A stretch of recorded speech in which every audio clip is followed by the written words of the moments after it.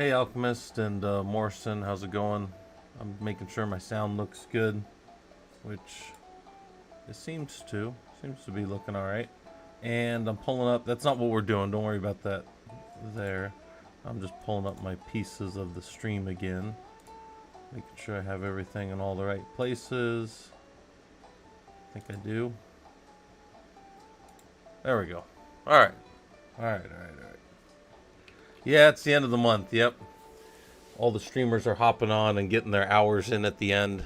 I don't really ascribe to any of that stuff because I'm not really a paid streamer in that sense. But yeah, a lot of people cram their hours at the end of the month. If you ever watch how streamers do stuff, I probably watch an unhealthy amount of Twitch to know all that. Oh, let's move this up just a little bit, and we'll move this up just a little bit, and move this up just a little bit. There we go. All right. Much like what we did last time, I'll put these notes in the Discord. We just did the Socratic Linux, and what did we end up with? 300, 400 lines of notes in a notepad. So, like, there was quite a bit of stuff for people that wanted to do, our method of learning Linux. There's a lot of ways to learn a lot of stuff, but my focus on Linux happens to be, and this stuff in general happens to be kind of the Socratic method, asking questions. Getting an error on the YouTube side, so maybe you guys aren't getting me anymore.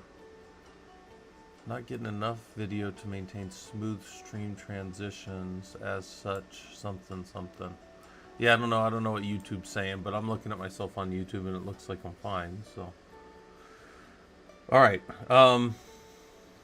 Let's get into this. And I meant to stream a little bit yesterday, but I didn't have the energy to do it.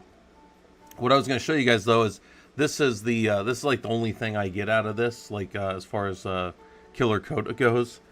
I really just get to see how much people have been using the different tools that I have out there, and this is actually a thing mentioned at the end of the month. I'm trying to push my numbers up for June a little bit to maybe beat May. And what these are is just how many people besides me start my different labs that are out there. So we're going to be doing Ansible today. If anybody wants to do Ansible with me, you can. It's free. It's not going to cost you anything besides the time that you're already wasting sitting here watching me. So we're going to literally go through each of the pieces, and we're going to ask ourselves questions as we go. All right? So that's going to be what Socratic method is. Stripping flames for me, audio front.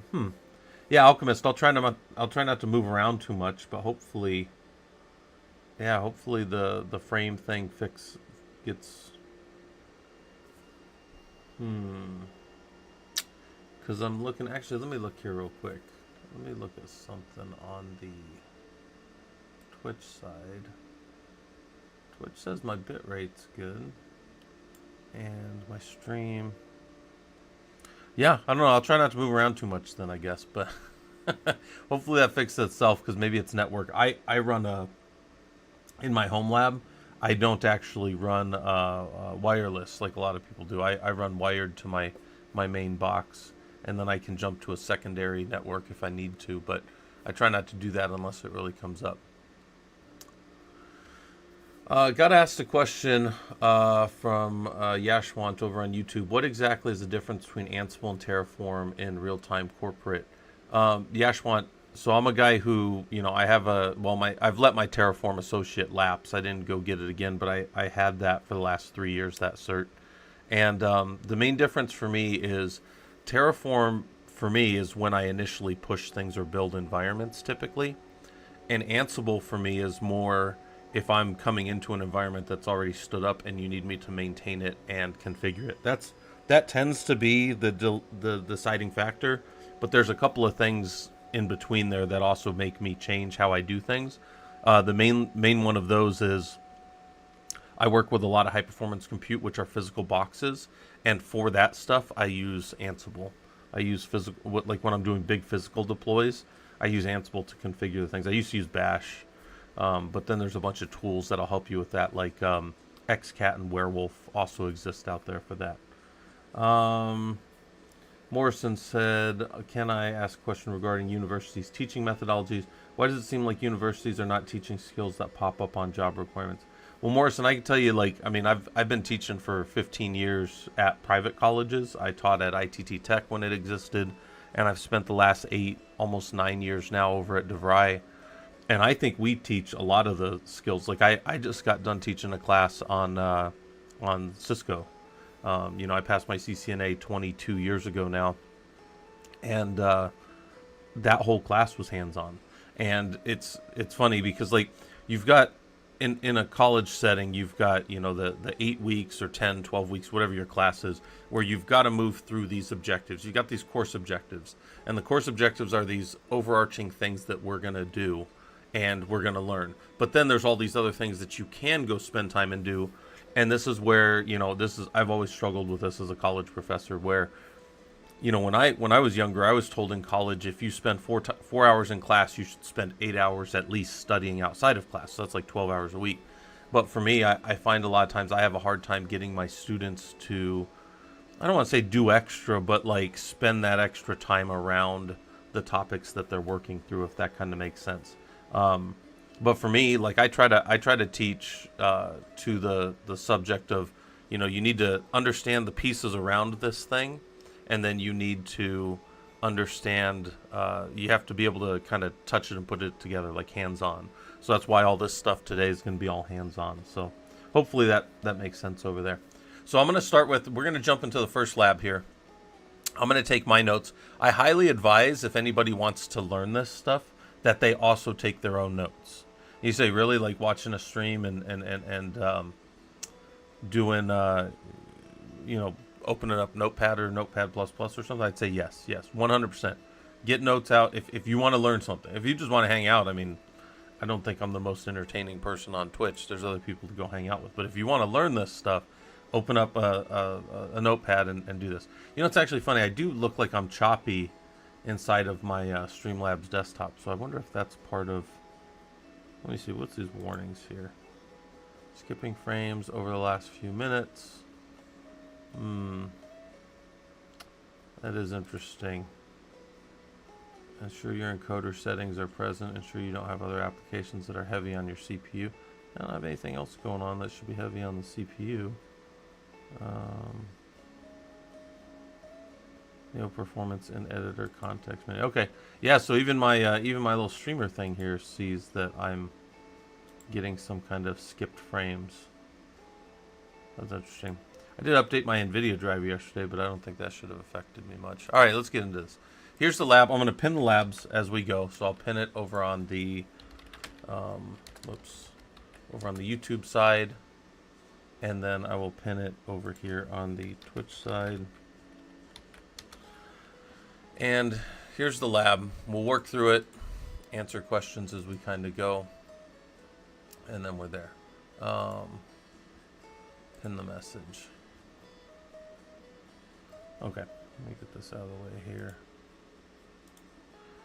And then Ansible for configuration management, VM switches, routers, physical machines, Terraform to deploy resources on cloud and hypervisor. Yeah, Horizon, I'd agree with that too. Terraform requires providers. You're going to download these things called providers and use them as part of your configuration. And then every call and thing that you do out of Terraform is going to be handled via API calls, whereas Ansible tends to go into either directly against the servers via SSH or WinRM, and then connect to them, or like chroot environments, and build stuff via direct connection into the devices. So that's another kind of distinction between them. All right, so let's do this lab. So the first question here's a bunch of questions as we go through the lab. Your team has decided they need a tool that they can use to control and operate the many servers you have in your environment. You have been tasked with evaluating Ansible. Install Ansible and put the version output in a file called root version. So down here it tells us how to do this lab. We're going to hit, in this environment, app-y install Ansible. If you're using Red Hat, you're going to use DNF or Yum, whatever your version of Ansible's, or of Red Hat or Rocky or whatever is going to do. Right, so this is going to go. And then after we get this, we're going to check our version. And over here it says, what's the version of Ansible you're using? So now this is our first question. What version of Ansible?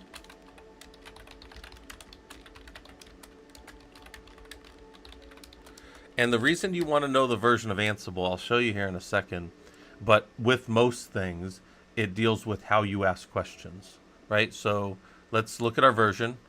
It should be 296, yep. So our version of Ansible, that is Ansible dash version, right? That'll do it. I think we can also get away with maybe an Ansible dash V, like that. That might work. Nope. Nope, that's not going to work. Yeah, we'll just use, I always stick with the dash version. Yep, there we go. So that'll give us our version, right? Greetings from the Netherlands. Hey, how's it going? We are working through practicing and messing with Ansible and getting people's hands on it and all that kind of good stuff. So, that's over on the YouTube side. They said greeting from the Netherlands, so that's cool. Yeah, greetings from Phoenix, Arizona, where when I woke up this morning at 6, it was already 96 degrees. That's Fahrenheit, but if you go look that up, it's pretty warm in Celsius as well at this early in the morning. All right, anyway, so we did our version. Now, we're going to just throw that in a file because we need to do that so that the lab will let us move forward, right? This lab has some checks that I put in it. So now we hit check, and it moves us forward. And that's the first part. So what's our version of Ansible we're using? Why is it important to know? I'm going to show you why it's important to know that we're on 296. So if we go to the Ansible docs, if we want to learn, if we want to read anything, if we're having a problem with something that we're doing in Ansible, and I say Ansible documentation, right? And I get dropped in the Ansible docs. This is awesome. Cool. I'm in this Ansible documentation that exists out here, right? And I drop into I don't know, somewhere docs home here. All right, good. And I go and I see over here that I'm on latest. Well, latest is the most current version, and then there's 9, and then there's 2.9. Well, I'm on 2.96, so I'm going to have to do everything off of this. I need to go back to this documentation for anything I look up. So if I go to, like, I'm trying to figure out how to do something, and I'm like, I don't know, I look up a module like copy, right? So I'm trying to find the copy module, and I go to the page. Well, the latest version shows me all this stuff about how to do it in the latest version of Ansible, which is ansible.builtin.copy, like this. This is the more modern way of writing our Ansible. Well, hold on. We're on 296. So let's go back to 296. 2.9, right? 2.9. And then I go down. This is a totally different way of calling modules. Look, it's just copy. It's not ansible.builtin.copy. By the way, almost everything is the same besides that. But my point in bringing that up is you need to... Oh, wow. We're dropping a lot of frames. My point in bringing all this up is we are... you need to know so that you can reference things. If you don't know what version of a tool you're using, how are you going to reference when there's a problem? How are you going to go ask questions of the internet? You might just say, "Oh, I'll go ask Stack Overflow or whatever. They'll have the answer." Now, if you don't know what version you're on, they won't, right? So this is true of all kinds of things, right? Geez, man, I'm dropping all kinds of frames. Let me look at something here on my side, guys. Sorry. Video output.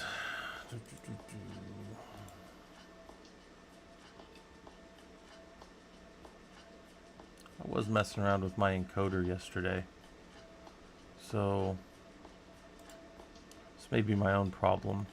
But that being said, I can't think of what else should be.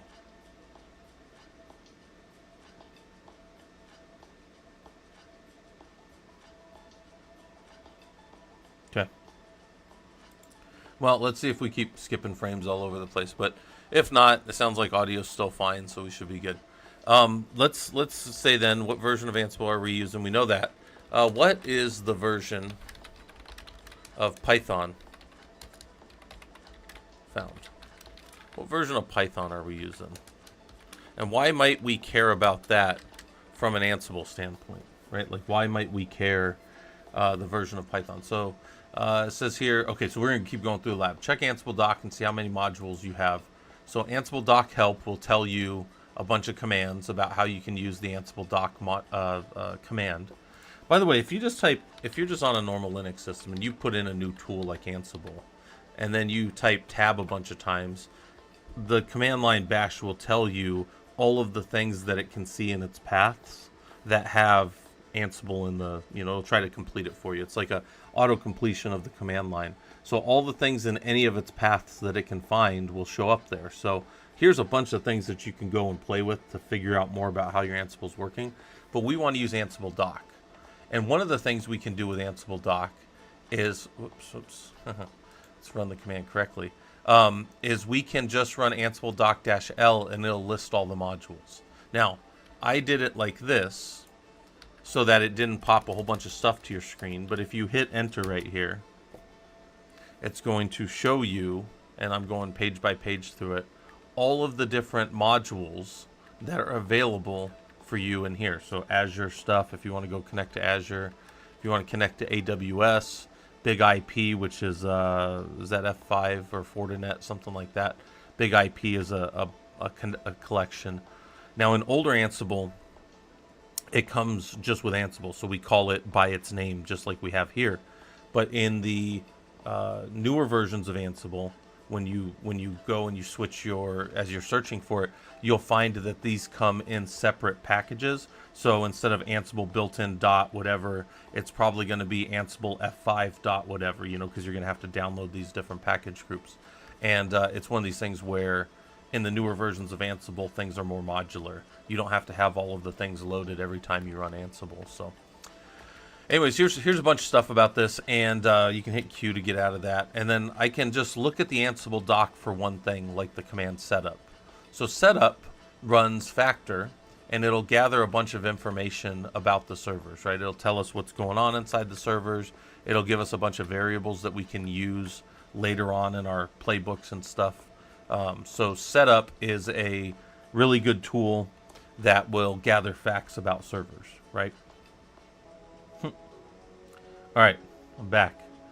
So hopefully this reconnects for you guys and lets you guys see things. But I'm going to see if maybe the frame rates are a little better now with what we're working on here. I changed, so you have to stop your stream to change back to, I don't know what I was doing. I was messing around yesterday trying to get, because my my Streamlabs wouldn't record. Like I wanted to record a little snippet of something happening, and it would not record it. So I switched off of my GPU processing down to my CPU. I think that's probably part of it. And I think, let's see if maybe we keep an eye on this, see if it looks a little better. Hey, Hack Planet, how's it going? We already started about, I don't know, some time ago. We're still near the beginning, though. We're still in the beginning of the Ansible stuff. But I just restarted my stream because I was having some little bit of video problems. And it looks like the alerts have cleared. So hopefully you guys are seeing and hearing me a little better than you were just a few seconds ago. All right. So we did the copy module. We hit check. And this lab says, look at you learning Ansible. You solved the challenge. So let's think about over here. So now for each lab, I have the question. So what's the version of Ansible we're using? Well, we can do Ansible -- version right here. And that'll tell us the version of Ansible. And then down here, we've got the Python version. So what's a Python version? It'll still be Ansible -- version. And the version of Python that we're using in this case is 3.810, right? That's the version of Python that this system found. Is it better, Morrison? I mean, no, I'm still getting skipped frames again. Maybe the alerts will clear. I don't know. Maybe it'll be better. I don't know. We'll see, guys. We'll get to what we get to, and if it just crashes, then well, I guess we'll take the rest of the day off. I don't know. But what's the version of Python? Okay, what is a required argument for the copy module? So it's asking us if we're going to use the copy module, what's a required argument? So if we go look at the Ansible copy and we just scroll down through this, here's our arguments here. And it says that destination is a required Absolute path should be copied in. If source is the directory, this must be a directory too. So we need to, we can copy things in. Doc, hopefully you didn't reboot. Frames are good on YouTube. Well, hopefully this thing clears up then, because it's still showing errors down here, but I don't know.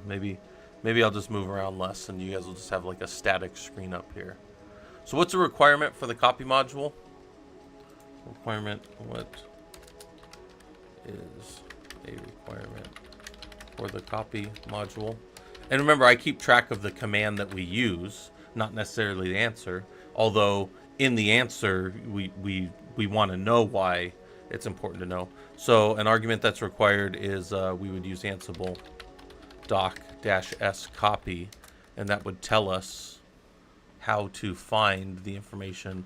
And destination is important to know because, well, I need to know if I'm copying something where I'm putting it. It's better on Twitch. Okay. Yeah, maybe it'll clear up over time here, I guess. All right, so that's our first lab. We installed Ansible. If you've never put Ansible on the system, if you've never gotten in there and been able to get it going, it's pretty much that simple. On your Debian and Ubuntu style systems, you're using apt, and then on Red Hat you're using yum or DNF. And as long as you have a good repo, you should be able to download it. It's by default in the Ubuntu and all your Red Hat type repos, so you can get Ansible. All right, so we got Ansible on the system. We didn't really do anything with it yet. That's for the next lab. So we'll go into the next lab. The first few labs are pretty quick. So we're gonna set up our host and file because I've told you guys this often in the systems world. Let's unpin that old message. I'm gonna pin the new one. Let's see, can I just pin it like that? I can't pin it the same way, I don't think, on YouTube. So there it is on the YouTube side. Let me unpin and repin on the Twitch side.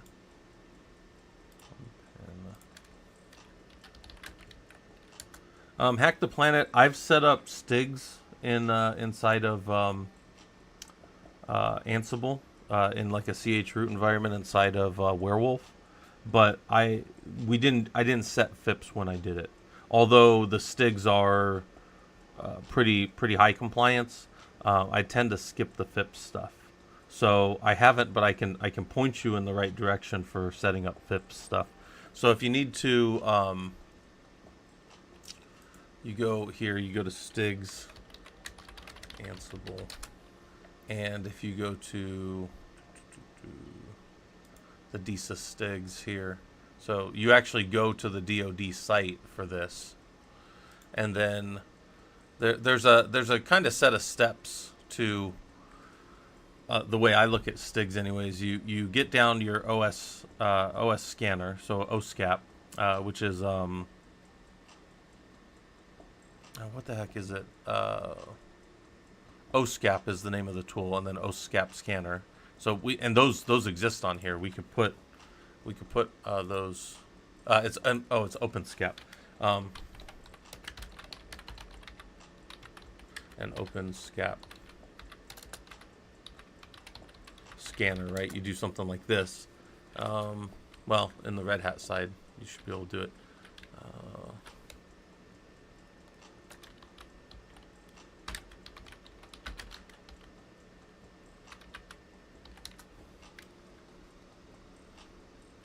Oh, they call it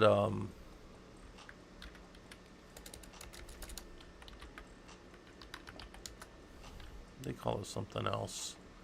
No, they call it, what the heck do they call it over here? It's OpenSCAP daemon, but it's oh, there's a different way. There's a different way. I've been doing it on the Red Hat side, so it's a different way. Yeah, so the way I do it is I do my OpenSCAP scans, and then I see how the server scored, right? So I'll see like over here, like where a server scored in whatever remediations I needed, and I'll get a like a rule, like I'll see how secure that system is, and then I can go, and then what'll happen here for people that are using Ansible heavily, let's say I did like set SSH client alive count max, I can come down here and I can actually generate the remediation Ansible snippet right here. Or I can generate the whole thing to remediate this whole box from start to finish. There's also a shell script here, and there's some other stuff. But the point is, this starts to get into a little more advanced Ansible, but it's still the same basic stuff that we're doing. Oh wow, that looks terrible. It's killing my green screen apparently. Yeah, it comes pre-installed. Nice. Okay, so we're doing Ansible. We're sticking with easy stuff. We're not doing the stigs right now, but that was a question, so I kind of showed how to do that. So let's go look. We already set up Ansible, and we got the tool on the machine. Like, a big part of using the tool is getting it on the machine, right? So we did that. We looked at how to get help with it. We looked at the versions that it runs on. We know that its underpinnings are all Python, and it has to have Python on all the machines it connects to. So as far as Ansible goes, we've gotten Ansible on a machine. That's good. The next thing we need to do is have a good inventory. And the thing about all systems administration and all operations is you don't have anything if you don't have a good inventory. And you say, what do you mean by that? Well, what I mean is, if you tell me that you maintain I run a tight ship around here. I have 980 servers and I keep them all working, and I go, okay. And then I look around your environment and I find 20 more servers that aren't on your list. That you don't run a very tight ship, right? And what I mean by that is, like, you can't tell me you patch those servers. You can't tell me you know if they're secure. Does that make sense? Like, my point is, everything in security and everything in operations boils down to knowing what you have, right? And I say this often, kind of tongue in cheek, but it's true. If you took RoboCop, the best cop ever, right? RoboCop's an old movie, right? And a comic before that, and very violent, by the way, if you didn't know. But anyways, what if he's the best cop ever, but you drop him in a hospital wing and he doesn't even know how many floors are in the building? Well, how's he going to secure the building? He doesn't even know how many floors there are. It's the same idea here, right? Like, everything security and everything operations based starts from your inventory. Let's just leave it at that. I'm not going to hammer that point right now, but or I've hammered it enough. Let's VI our root host file. We got nothing in there, and we're going to add servers as a host group inside of this inventory. Oh, did I turn that on? I don't even know what I'm doing there, guys. I mean, I know that I turn that on sometimes, but I didn't realize that I had done that. This is more me right now, especially with my frames dropping all the time. So, all right. Wait, let's see. Hold on. Frames are still still dropping. Says they're still dropping. All right. Well, we'll keep going. Let's add in control plane over here. If I could get into insert mode. Control plane and node 01. Escape WQ, cat out root hosts, and we've got our basic inventory for today. And that's good. That's any format, but we can also use a YAML format for this. Oh, by the way, I didn't even finish this other lab. Can you show the version of Ansible? We did that. Can you show the documentation for the URI module? Well, that looks like this.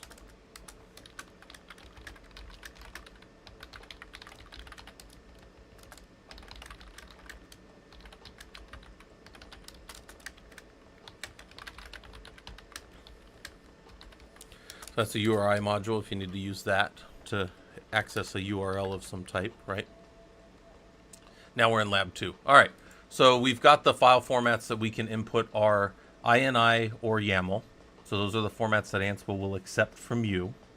Let's see. That's interesting to think about Kubernetes orchestration, since automation makes some systems ephemeral. Fair enough, but something knows about those systems, and you can query that something. Yeah. It's not that you have to physically know, like, at all times that you have X amount of servers. Yeah, because things pop up and go down in Kubernetes all the time. But you can query that at any time and know. So I guess that's more of my point. You don't have to you don't have to have it in your head the whole time. I'm saying something that you access or query has to have a list, has to know what you're hitting. We try to, by the way, make that our CMDB, right, our configuration management database, but that thing is almost always lagging, and the people that run that tend to be process and program management type people, not engineers. So for being polite, those things tend to be really messed up and not accurate information. I've never had a CMDB that I really thought of as a source of truth. I always use my own tooling, or Satellite's a huge one. Like, Satellite's so good because you're getting charged for Red Hat, so you know Red Hat knows what your stuff is, right? All right, so anyway, so we made that, and I say verify that you can hit all the hosts with ping. So real quick, let's look at this inventory, and let's think of, this is a place that I would go, and I'm trying to kind of pull things up and show you guys where you can go dig deeper. So you can throw some of this stuff in your notes, right? So like Ansible inventory, there's how to build your inventory inside of Ansible right here, right? And here's all the things that you need to know about it. You've got your basic INI format, which is what I just did, what you're doing in this lab. But you could also do it in YAML. And I just, I never loved this. I maybe that works for some people. Maybe this is the way some of you like looking at stuff. This isn't me. I prefer this. Plus, as a person who does a fair amount of Bash and Perl, and even within Ansible, I do a fair amount of hitting things and pulling data down. This is much easier for me to generate. I can generate and loop over things pretty simply, as well as anybody. And I can generate a lot of things from what I pull and group servers up the way that I want to group them. So the INI format works really well for me. Yeah, it wasn't a dig since IC and CICD is upcoming. It's just principle stands true. Just change how you go back. Yeah, 100% hack. Yeah, 100%. We always have to use our systems. Absolutely. So yeah, so this is an inventory thing, right? And maybe I'll start putting the notes in here as we go. So inventories, right? So just right, because this space is essentially free right here that we're looking at. But okay, so we've done that. We've made that. And I say, can you verify that you can connect to all servers with a ping module and save the output to root ping check? So yeah, so we can say right here on this command line, we're in this location. If we cat hosts, we see that they're servers. We're going to construct the command like this. We're going to call Ansible. We're going to say the servers, the host group that we want to hit. So we're going to say servers because that's the host group we want to hit. And then we're going to say explicitly, give me the host file, so the inventory file of root hosts. And then the module we're going to use is ping. I'm going to hit enter, and it's going to go and it's going to run. There's some deprecation warnings. That's fine. And it's going to go and it's going to run the ping module on both those machines. And it's going to send us back a Pong printed out as like a key value pair. Okay, fair enough. When I look at this, though, this is not an ICMP ping. ICMP ping is layer 3. We ping across. We send our, A through Z, and then 0 through 9, and then 9 through 0. The standard ICMP hello message. We're not doing that. This is a simple check of, can I connect to the device? Can I use Python to execute a little module that literally just prints out ping and pong? That's all it does. And if we wanted to, by the way, we'll save that to a file. So there we go. If we wanted to, we can run that same command again, like it says over here, and add a -VVV. So when you add a V to something, typically at the command line, what are you doing? You're adding verbosity to it, right? You're saying, I want to troubleshoot down inside of it. Oh, I didn't pin this chat over on the YouTube side. Hold on. This, let me pin that real quick. Oh, jeez.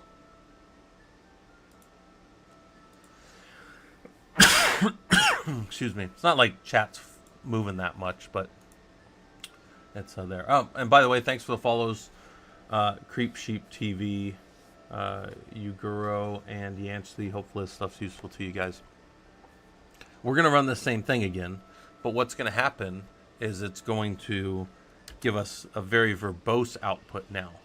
And it's going to tell us all the things that happened. And we're going to see how it connected over there via SSH and how it pushed things via SFTP. And this is way down under the hood of Ansible of how those connections all happened, right? But at the end of it, you're going to see that it ran Python, and it called that thing that it pushed over there, that module, which is the ping.py, right? And it was pushed over, it was put in a temporary location. There's a whole bunch of under the hood stuff that we do not care about as long as it's working. And then we come down here, and we should have gotten back a response that looks like this. It called it. We didn't have any module arguments. We didn't give any special things within ping and pong, and all we got back was the ping and pong output. So that's what we saw, right? And we got it for the other node as well. So we did a more verbose output, and it says right here, so we'll talk about that here in a second. Let's finish the lab up, and we'll talk about the questions over there. Your team's going to add new servers.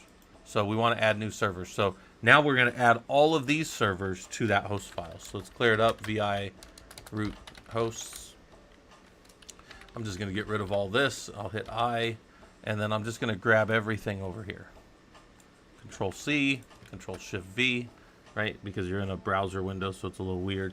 Escape : WQ.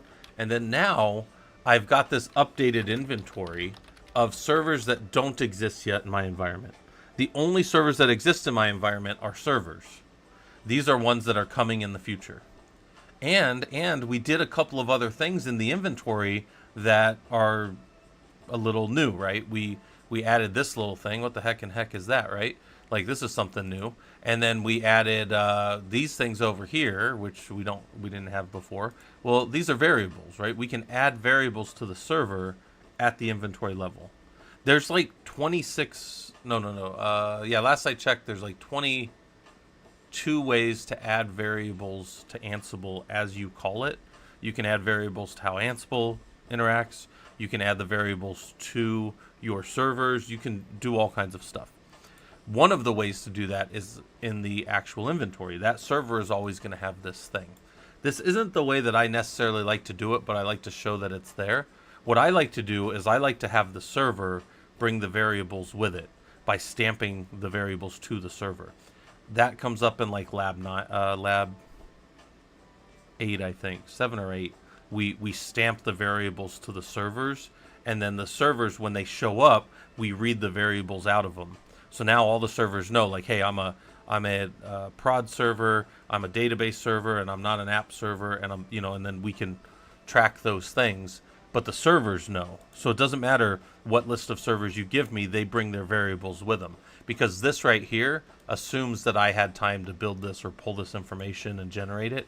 Whereas I can take any list that some other team gives me, and I can know a bunch of stuff about their servers in our environment. So anyways, it's one of these things. I'm not going to tell you how you have to do this stuff, but this is a way to do it, all right?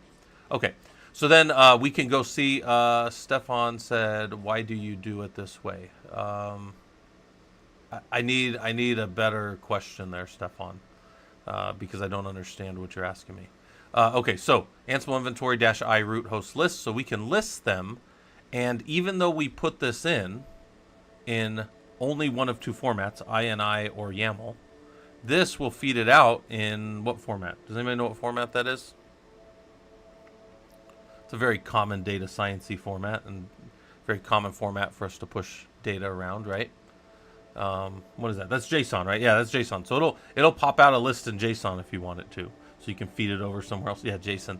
And then there's another one, and I'm just showing you guys all these different ways you can look at the inventory. You can use Graph.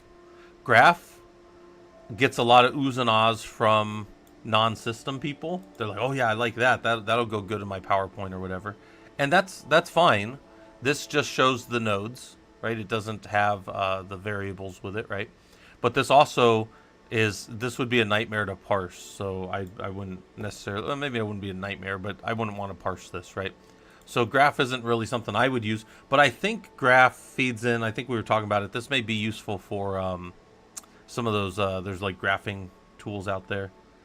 Yeah. This doesn't look super fun. But then you can also see it in YAML if you wanted.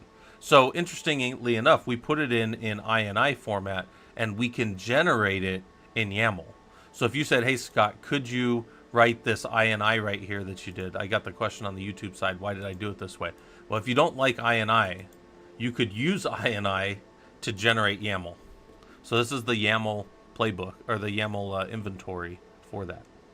So, all this stuff, we hit check here, and it says we're good. You learned Ansible, you solved the challenge, you built an inventory file, then you connected to servers to test it, then you added additional servers for new environments and viewed them with the Ansible inventory tool. Yeah. Fair. Yeah, it's already in a format, and this is like, I would maybe send this over to like my program managers and stuff if they wanted to see it, because some of this other stuff, like, this wouldn't be useful to send to them, right? So over here it says, what are the file formats that you can feed into Ansible, and why is that important to know? So what file formats can we give to Ansible? And our answer to that is INI and YAML, right? Those are the two formats we can give it. So I'm just writing notes over here. I was saying earlier, if you're serious about learning this and maybe you're brand new, take notes. Why not? It doesn't cost you anything. It's just a notepad. Open up Notepad. Take notes. Is it not necessary to change the file ending? What's of this? No, you could. This would work. That's real YAML. Actually, you have to use these in YAML if you don't have any values underneath something. I learned that from when I was doing Kubernetes years ago.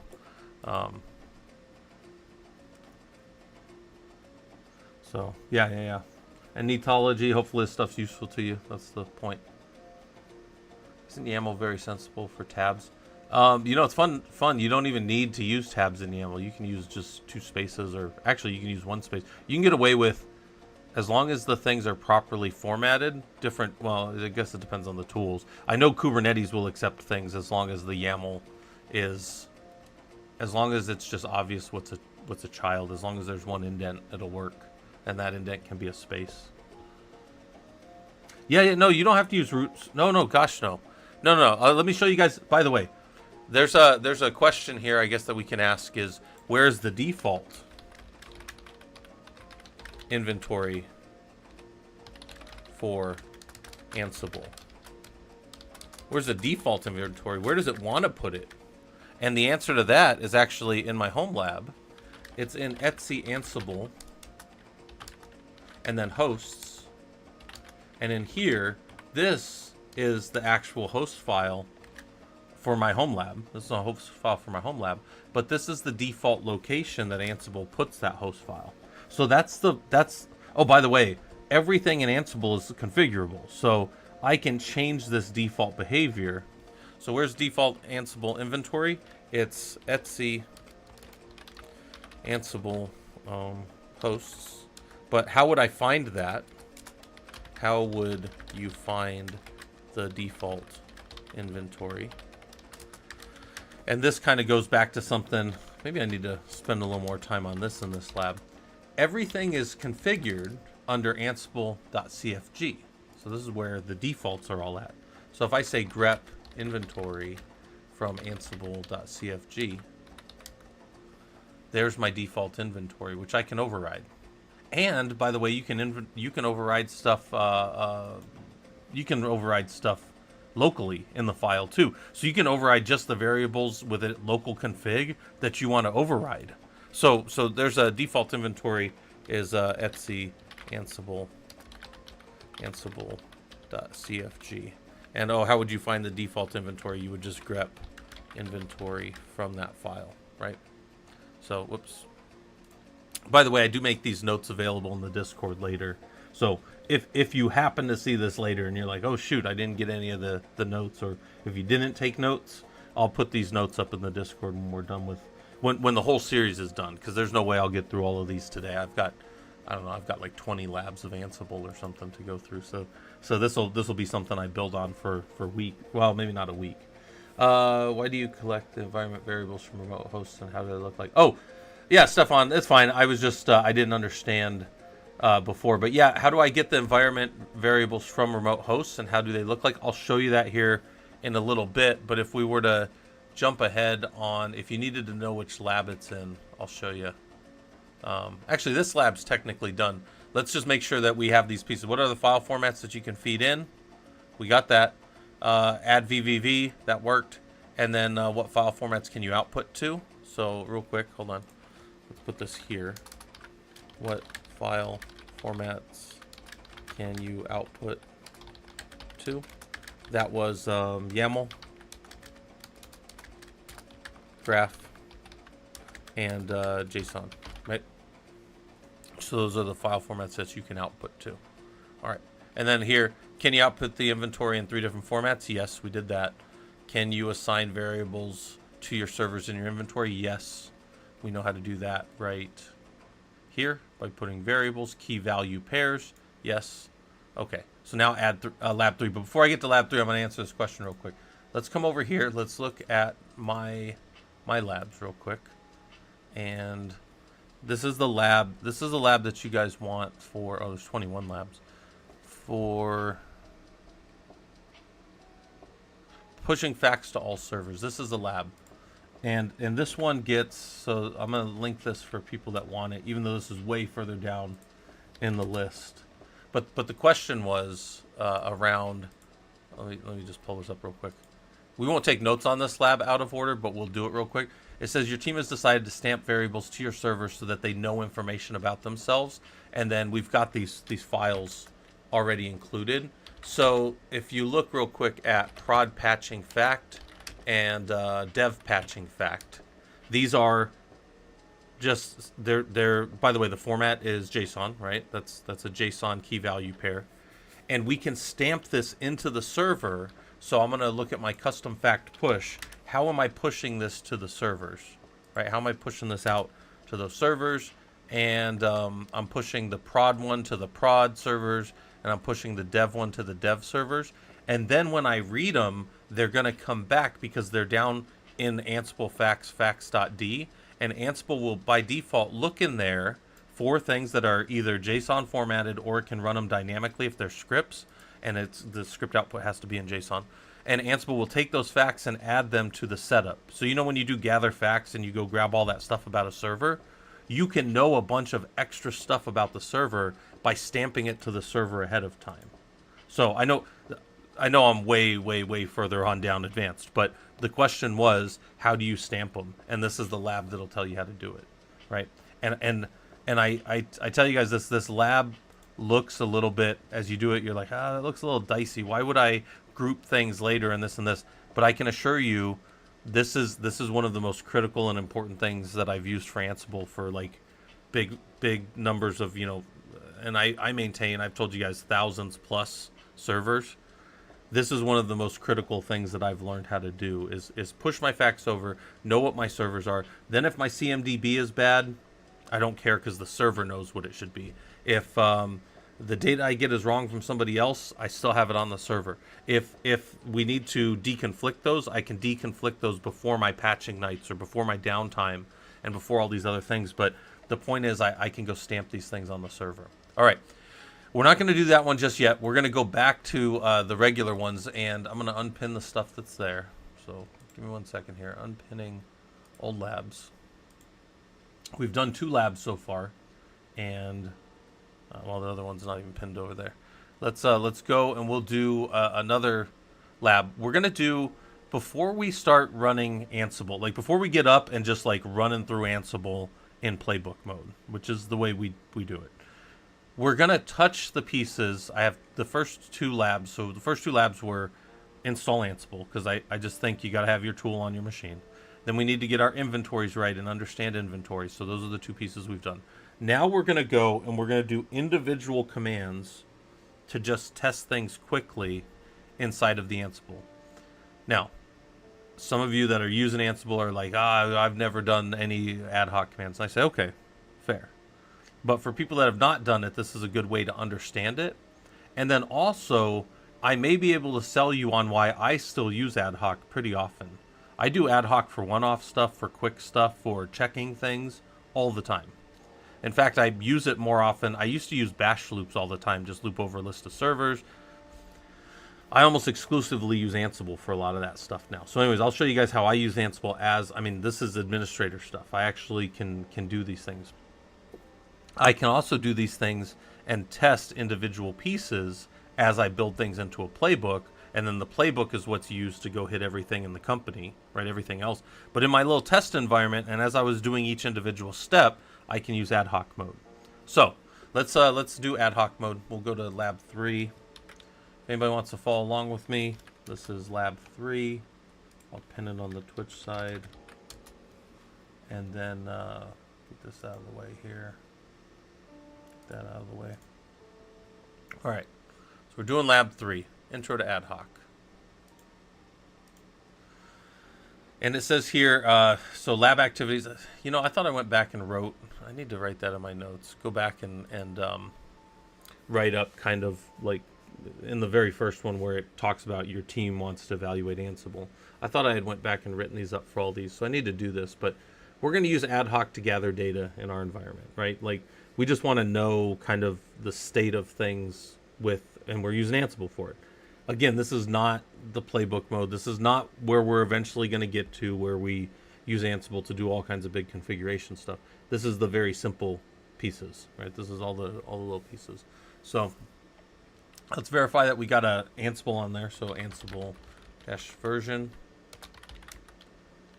Ansible's there. Cat root hosts. We've got an inventory file. So we made those in the first 2 labs. So those are just going to be there for us in all future labs. So that's good. And then it says we need to verify the server's uptime. We need to verify the OS type of the servers. And then we need to verify the date and the time that the servers have. And what are all the variables that these servers could possibly use? What could we use? You know, a lot of us like to timestamp things, and we need to know what the date and time of the servers, what capabilities are there, right? It's just like if you ever done like date, and you're like, okay, that's cool, but what are all these other options for date? And then you go read the man for date, and you find out that, oh, I could do like date plus %, you know, capital F or something. It's like, oh, that'll just give me the date in this format, and you start to learn all these things. Well, it's the same thing in Ansible. It's the same thing in any tool. Like you have to understand the pieces of your tool so you can write whatever you want to do. So this says to verify the server's uptime, verify the OS type. We want to make sure maybe all the servers in a swath of servers that you've given me are the same. You know, we have some RHEL 8 and RHEL 9 in our environment, and we need to make sure that the RHEL 8 are, you know, not being included in this group. Well, what can we do with patches or with patches with variables to understand that and avoid that? All right, so we've got all these things, and here's our little solution. We can cat our root host file, so we see our host file. And this first one is, let's just check the server's uptime. So we run Ansible servers -i root hosts, and then we're going to give the module shell. So we're going to call the shell module, and the one argument we're going to give to the shell module is uptime. Okay. We get an output just like we went to those servers and did an uptime. So one's been up 45 minutes, the other one's been up 45 minutes. Yeah, that's about what we expect, right? Maybe in this lab. This lab tends to have servers that are between like 15 minutes and maybe like 2 hours that they've been up because they're ephemeral servers. They just get blown away at the end of the lab. So that's fine. That's a way to go maybe touch all your servers and see they're like that. And then maybe somebody asks you, so one of the things I like to ask, and I do this professionally quite a bit, maybe I want to know these 2 servers were built the same way or called the same way as they came up. And one of the things that I'll look at is like cat proc command line. And you say, well, they're exactly the same, but how does that prove to you that they were built the same? Well, it doesn't necessarily. It doesn't exactly prove that they were built the same. But what it does prove to me is that they were that they've got the same exact call for how they were built. So like if there was a different version of the kernel, if something had been updated, if somebody had built one of these one-off by hand, they would likely have at least some differences in the boot call, in the way that the system was called. So this is one of the ways that I'll check across big swaths of servers. Now, I have other tools I use for this. Like I use a tool called XDish, where and it depends on the tooling. PDish is another one, but where then we can batch them up and see how things are all organized together. But anyway, so this is this one, and then so we did some basic commands. We can hit our different servers. We can see some stuff. Let's run the setup command. Setup is an interesting command because as a module, because it's going to dump like 16 pages per server of all of the variables that Ansible can know about a server when it runs factor. Setup runs a tool called factor and gathers a bunch of information about the servers. This information comes out in JSON format and can be called via a hierarchy, like in this case Ansible underscore low.features.loopback would give you this value pair for that key, right? And we'll call that in other things. When we start using templating, we'll call things by their full path.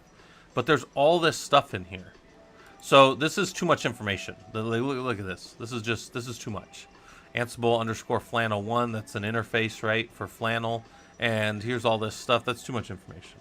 So we need a way to filter that down and just see what we wanted to look at. So in this case, we can filter it down by just the distribution of Ansible. So Ansible underscore distribution will give us just that this server is Ubuntu. Okay. Okay. We can also, when we do that distribution, we can put an asterisk at the end because that's just a FN match style command line thing. So now here's all the things under Ansible distribution that we could also look at. So if I needed to know that it's Ubuntu to make a cut, you know, we drop all the servers in and all the Ansible ones go this, or all the Ubuntu ones go this way and all the Red Hat ones go that way. Good. And then on distribution version from over here, I can make the Ubuntu 20.04 go this way and 22.04 go that way. And then maybe going in the future in my playbooks, 24.04 goes even another way. So I can start to split my servers up because I tell you guys all the time about the way we maintain servers. You know, you're getting server lists from, you know, whatever project team, whoever owns the servers, and we're the maintainers of them.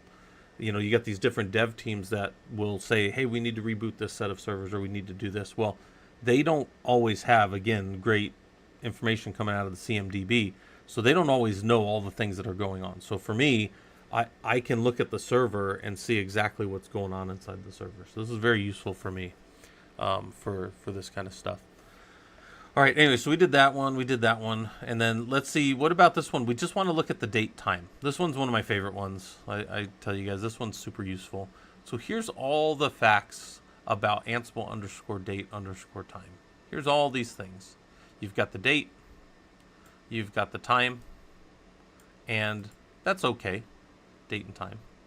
But then you got this ISO 8601, which I often ask you guys about when we're talking like ISO 8601. This timestamp right here is the accepted format of a timestamp for like all API calls.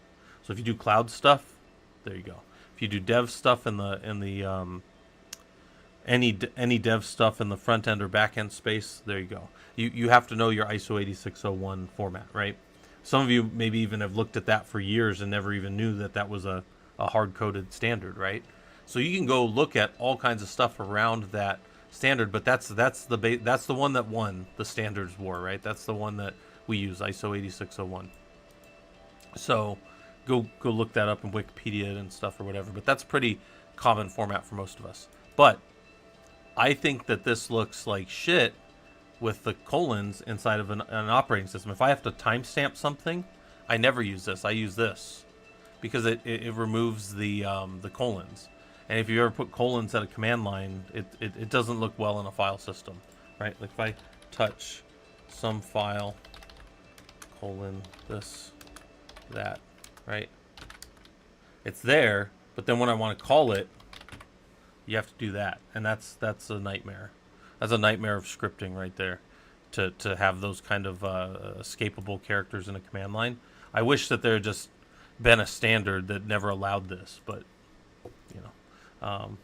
Windows won't let you use colons in a file name either. Yeah, well, I'll tell you what, Linux will allow it, but we don't like it. So don't use it. Anyways, my point is, this is awesome for timestamps. This is awesome for passing stuff around. But when you actually want to stamp stuff down to the system, I use basic short typically. And the difference between basic short and ISO basic is how far down the epoch time it goes. So this one ends right here. And then this one keeps going into the further down the time. So I use basic short when I stamp systems with files. All right, what else? What else is there? There's we can take setup and then we can throw the date and time. Whoops, just throw the setup one and throw that into root date, and it'll go ahead and save that. Don't worry about the deprecation warnings; those are always there. You can turn those off. You can actually go turn those off in the config file if they bug you. But so we say, look at you learning Ansible. You solved this challenge. So over here, it says, how does ad hoc mode differ from playbook mode? Well, some of you that have used playbooks know, but let's say, how does ad hoc mode differ from playbook mode? And the first one is that it can only call one module. You can only call one module. There's no final output of all tasks. So you don't get all the final output of all the tasks. There's no variables kept throughout the play. Well, it's because it's not a playbook, it's just an ad hoc mode. But those are the kind of the quick ones that I can think of. Ad hoc is very quick and dirty. I tell you guys sometimes, you know, out here in Phoenix, we've got a lot of Mexican restaurants, and you want to go and order, like, you know, you just go and you say, hey, I'd like a taco, and a taco. And they're like, well, you know, you could have ordered like a number 7, and you look and it's number 7 is 3 tacos. And you're like, yeah, but I wanted a taco, and a taco. And they're like, it's the same thing, right? My point in bringing that up is that's fine if it's just you going to the restaurant at like 7 at night when there's not a rush. But if there's like a dinner rush and you bring 10 of your friends in and then you start doing that stuff, they're just gonna be like, look, man, like, order off the menu, right? Like, this is taking too long. Reason I bring that up is this is, you know, it's very useful to do ad hoc mode things to understand and do individual pieces. You can think of it like a la carte if you want. I'm ordering individual items. But then when we go to do things like professionally and make this work, then that's when we're going to start to do playbooks. So playbooks really come from that. All right. So we said, why do you want to know the difference? Because ad hoc has a place. It's just when you need to do quick stuff or you want to play with something. What ad hoc commands did you do in this lab? So what ad hoc commands did we do in this lab? We said setup, so Ansible. So what were our actual commands? Whoops, get out of here. We had Ansible servers. We always called it by the host group inside of the inventory, -i root hosts, and then we had -m setup. That gave us, you know, individual things. And then we did setup and we gave it arguments. So you can give arguments to filter, and the filter can be Ansible distribution, right? Something like that. You could have that same setup and then -a, and we said Ansible filter here equals Ansible date time, right? And then that would give us the date time information, and we can go look at that.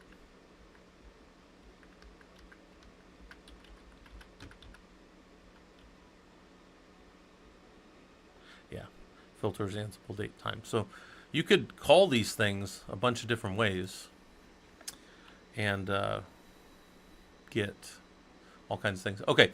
What is useful information shown by setup? So what does setup show? Pages of information about the server that can be used as variables in the playbooks later. So one of the things about setup that's super important to know is if you ever just need to go see what variables are there, setup is really good for that. So I might do something like this, and this is like the dirtiest way to do this. But I can just say I don't remember. I don't remember the version, but I think it has Ubuntu in it. So I can say grep -I Ubuntu maybe, right? And then like this is not the way you would normally do it, but didn't that just show you the key value pair for Ubuntu? So like you can still you're still playing inside of Bash even though you're doing Ansible, so Bash things still work. I call this like you're still doing your Linux admin stuff on top of. So Ansible's a tool. It's still playing by standard in and standard out. So things that come to standard out can still be captured and then grepped. But then you lose, I mean, you do lose all that functionality of the color and the indents and stuff. But the point is you still filtered down and found what you wanted. So in this case, Ansible distribution would give me something. Ansible kernel version would give me something. This description is less than useful because I don't know the things above and below it. But, by the way, some of you have used grep. You know that you can also, with grep, use like -B, let's just say B6, so I can see the 6 things before each of the lines. And then maybe for this ID Ubuntu, I would go, that's Ansible _LSB.ID, right? And then I could figure it out, right? Not super pretty, but it's you know, again, quick and dirty stuff, right? I tell you guys often, like as engineers, we do stuff that nobody's ever gonna see. This is just us. We're doing it. It's our notes. This is very candid. But then when we get ready to push this up as like a completed project or a playbook later, and hand it to the the project team or other dev team or who's ever using it, becomes part of a CI/CD pipeline. We clean this stuff up. Nobody sees all these individual things we did. We just have to know how to do them. And then, when we our stuff that we publish is always clean, and we don't have all our notes and our sidebars and stuff in there. But finding things and knowing how to do those is very important as a engineer. Yeah, okay. I was gonna pull up a slide that shows that, but we won't worry about that. What's the ISO 8601 timestamp? Why might you need to know this? ISO 8601. So what is the ISO 8601 timestamp? Standard for API calls. Standard time use in computing across the board. It's a standard. I mean, it's a standard that's well accepted. Most everybody here has done something with the ISO 8601 standard. Again, even if you didn't know that's what it was called, you've probably used that standard. Well, I can tell you for sure you've used that standard, like just being on your computer. But like every single message that we talk in here is timestamped in the background with it. If you go take apart like what's going on with the streams and stuff, you go look in your browser and actually watch the sources, you'd see that timestamp everywhere. So, okay, I've beaten that one, I think, to death. So, our next part. Can you connect to all servers and get the uptime? Yep, we did that. Can we connect to all servers and get the uptime? We did that. It was Ansible servers -I inventory, right? Root hosts. We didn't want to use the default inventory, so we're using the one that we have in our host file or locally. You don't have to use a local inventory. You can you can generate inventories on the fly. A lot of this becomes moot when you go to Tower or Ansible automation platforms. So a lot of this stuff, I'm just showing you the pieces of it, but you may never even run into it. So, all right, Ansible inventory -I host -M and then shell -A uptime. That's how you would do it right there. Can you connect to servers and get all of their facts? Connect to servers and get all of their facts. Yep, and that is simply the module setup. There we go. All right, let's keep going. Can you connect all servers and only show the time facts? Yeah. And get only time facts. Yeah. Whoops. Only time facts. Setup -A, and we're going to filter Ansible date time, just like that. So we did all those things. We touched all of those pieces. So if you've never used the tool, some of this stuff might be like, oh, I don't know why I'd ever use that. When we start getting into building the playbooks and then time stamping things and other stuff like that, you're going to start to see like there's a tremendous amount of value to some of this. All right, so let's go to Ansible ad hoc copy and line in file. So we're doing one more ad hoc thing. So I'll link this for people over on the YouTube side. I'm not even bother pinning them anymore. I'm just putting them there. On the Twitch side, uptime is with backticks. Oh, those are single quotes. Up here, those are single quotes, not backticks. No, the uptime is just single quotes because you're passing in it as an argument to the shell module, which is basically just like a shell command. It essentially just opens up. So, in fact, you don't even need the if it's a command like this, you technically can get away with not having the backticks or the single quotes around it. They're single quotes. single quotes, not backticks. That's a good question though. All right, so can we connect servers? Okay, we did all that. Let's make this a little bigger, so you can always make this a bigger font size if you guys need. And I've linked to the labs. Okay, so the labs are there. People don't want to do them with me. And let's keep going. So on this one, we're gonna do to copy and edit. Yeah, I need to update these, but I need to update them with like a little blurb at the top of like how this applies to like systems engineering. But so we're gonna verify a couple things. We're gonna cat our root hosts, and we're gonna cat our root config file.cfg. So we've got a new file that's been added. This is just some config file. This is, you know, the team comes running over to you. This, and anybody that doesn't think that what I'm about to explain happens, I can guarantee you this happens all the time. The team runs over. They go, hey, we just set up the pipeline. We've been working with you for weeks on it. We know that. It's awesome. But we just got this environment stood up. Can you just push this quick config file and fix it? Now, the correct answer nowadays is no. Go put it in there and redeploy your pipeline. But all right, but let's just say they're like, well, but we already got our test cluster running against it. We just need to change it. You know, there's reasons that people will ask us as systems engineers to do things, even though it's not the proper way.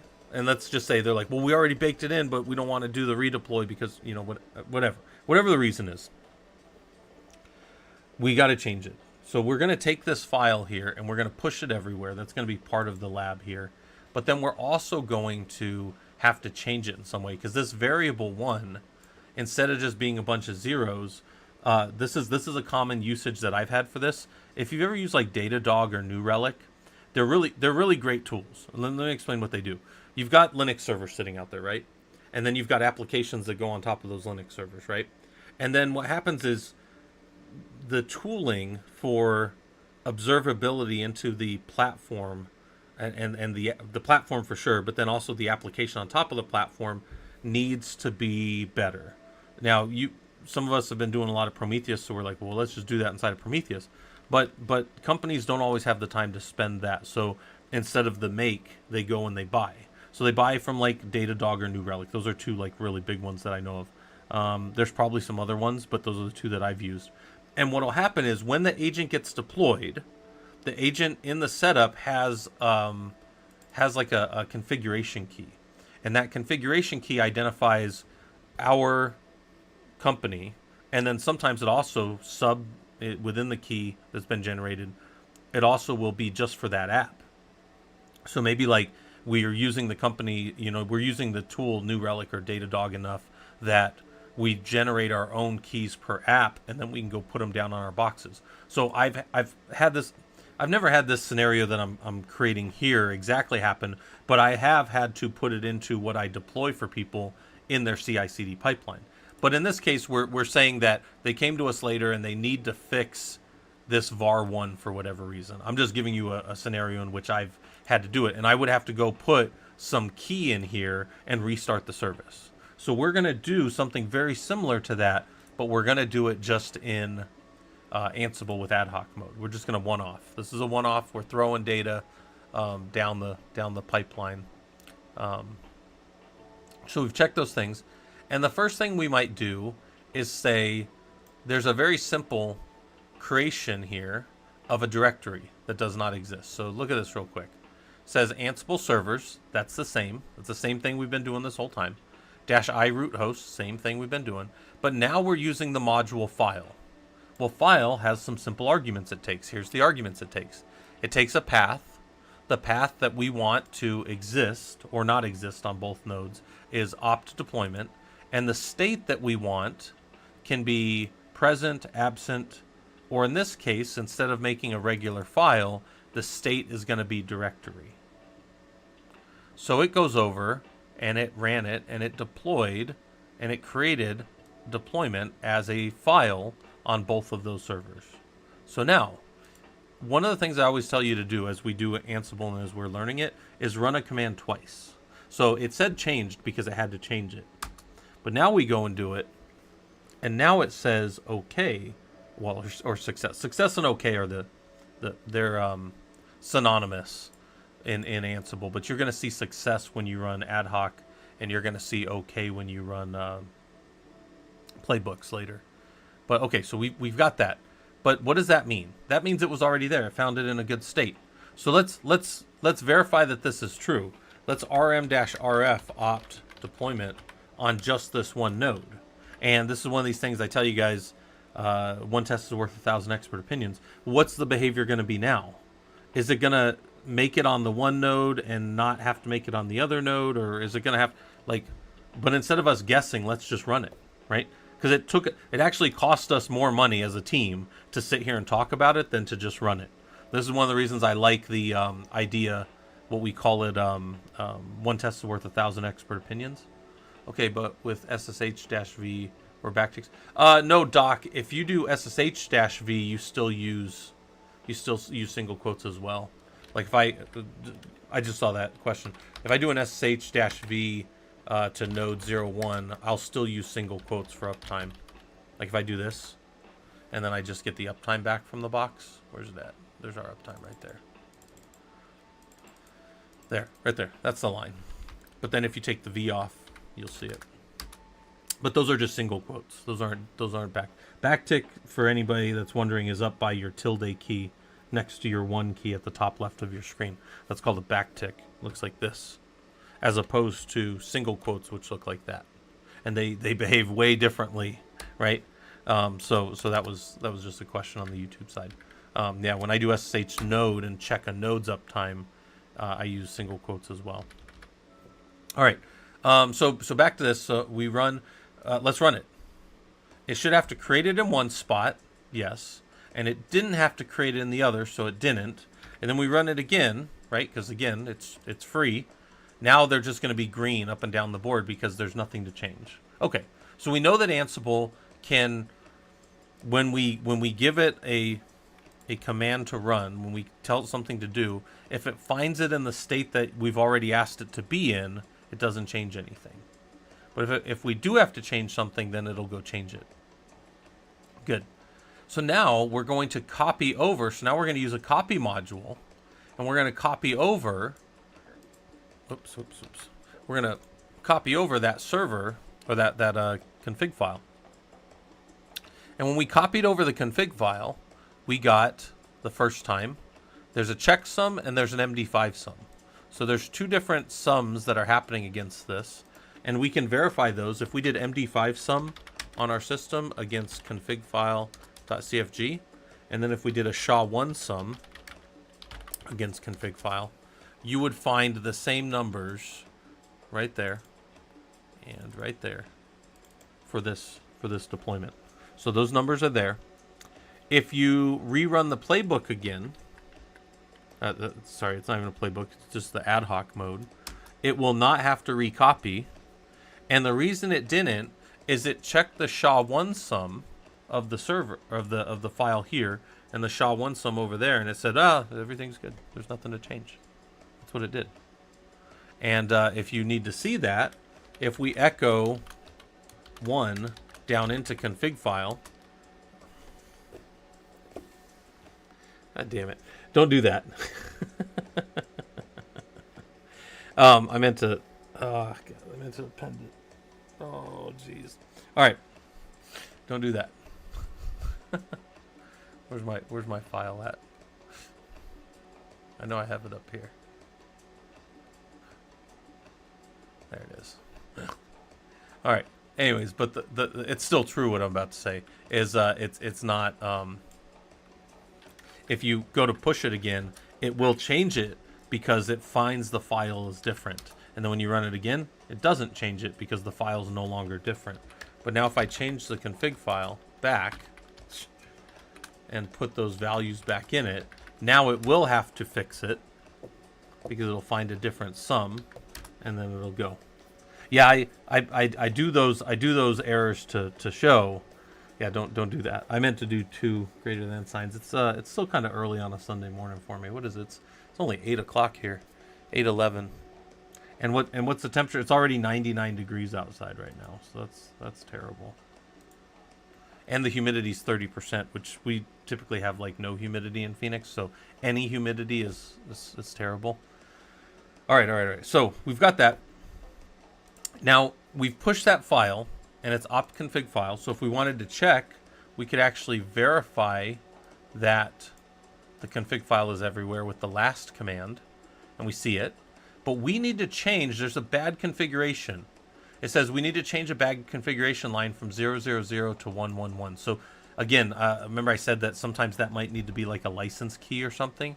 So let's go push that change, and we're going to use a line and file module for that. So I'm going to click on this, and we'll go look at the arguments that we have here. And it replaced the line, by the way, so now if we go look, we'll see that it's all 111. But if we look at this command, we have the same thing, Ansible, the hosts group, the inventory file. Now we're using the module line and file, and the arguments we gave it was the path to the file that we wanted to change. And then we gave the regex, which is a value called regexp. The argument is regexp. And we looked at the beginning of the line for var1. The beginning of the line, we looked for var1. And then we changed it to this line. This is the line that we're going to place over it as var1 1111. So if I run this command again, and the value is already set correctly, this shouldn't have to do anything. It's going to say, we're good. There you go. So it said changed, false. We did not change anything with this. Now if I push the original file again, if I go take the original file and copy it back over, yes, that had to change because it had to move back to the original file. If we go look at that file, we'll see that it's got the zeros. Then if we go push the line and file, it'll fix it back to the ones. And then if we go look at the file again, we'll see that it's got the ones in there. So this stuff is what we call ad hoc mode. This is not the way that we build big deployments and do this stuff. This is all for one-off stuff. This is for us to understand how the individual pieces of the Ansible works. Does that make sense? This is going to roll up. All the things that we're doing here is going to roll up in the next 2 labs into actually deploying some fake software into our servers. Okay. So this is how we do it. This is the pieces of how we get this stuff going. All right. So let's start answering our questions here. So we'll hit check, and validation successful. Look at you learning Ansible. And if you were to clear this up and go history, you might start to look and go, man, I've done quite a bit of Ansible so far. I haven't done anything with actual playbooks yet, but I've touched all the kind of pieces that make this up, right? By the way, I threw a lot at you there. There's a lot here in the arguments, but let's go look at line and file. How would we know more about line and file? We could say Ansible line and file module. Now, here's the little documentation. We want to go back to 2.9 because, again, we're using the 2.9 version of Ansible. And this is how line and file works. Here are a bunch of the parameters or arguments to it. But hold on. That to me is interesting when I want to dig in later. This is what I care about most of the time. I come down here and I just start looking for stuff to steal, right? Ensure SE Linux is set to enforcing. Okay, boom. Make sure the wheel group is not in sudoers file. Boom, right? I can grab any of these, but then I'm like, okay, well, I need to add a line to a file if it doesn't exist. Okay, I can figure that out. But mainly, I need to come maybe look at this and go, okay, I get this. Here's my path. Here's what I'm searching for at the beginning of a line. And here's what I want to change it to. And then I can grab this and use this as part of my what I need to run in my playbook. In this case, look, path, regexp, line. Path, regexp, line. Just arguments that we gave at the command line, as opposed to this is set up for when we start doing it as tasks inside of a playbook, right? So, again, it's we're doing simple things, we're doing them well, we start to build them up into our playbooks. All right. So, let's ask our questions. What file or what command did we use to create a file on servers? The module we used was file, but it was Ansible servers -i root hosts. So this is all the components. The module was file, and then the argument that we gave it was, in this case, path equals and whatever path we wanted, which was like opt deployment or whatever. And then the state, if we just wanted to write a file, would be present. But we wanted to create a directory. So we use directory. So I come back over here and I say Ansible file module, because if I didn't know how to do it, this is how I would learn. I would come here, I would look at this. Again, you could do this at the command line with the docs, the Ansible-docs, but I prefer to do it this way. I think this is easier to pick up and read if you're first learning it. And here we go. Create a directory if it does not exist. This is, again, in the playbook mode, but the path and the state are what are required. So there's the path and the state over here. Now, it says right here the mode, but I didn't say the mode was required. And if we come up here, now this is where you go, well, Scott, who is right? Do I need the mode or not?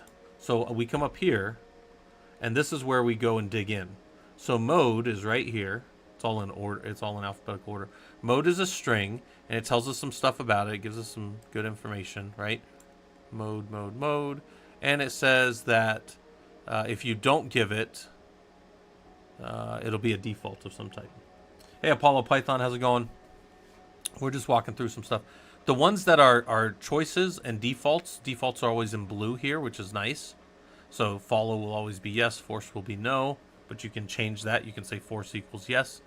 But they will also tell you if something is required. So state is, should say right here, state is required, but we can be absent directory file. File is the default, so if you don't give anything, you'll make a file. Hard link or touch, and that's if it's whether a hard link or a soft link, right? Or a hard link or what we call a soft symbolic link. Hard links have to stay within the same directory structure, the same file system, rather. And symbolic links can be just hanging out wherever they want to go and not even connected. In fact, a symbolic link can never connect if you want it to. It doesn't matter. I mean, it does matter for system to work, but it doesn't matter from a system standpoint. The command will execute and work. You'll get a 0 code. But, all right. Anyways, there you go. So we got that. Let's move this back over. Keep answering our questions. What happens when you run any of these commands a second time?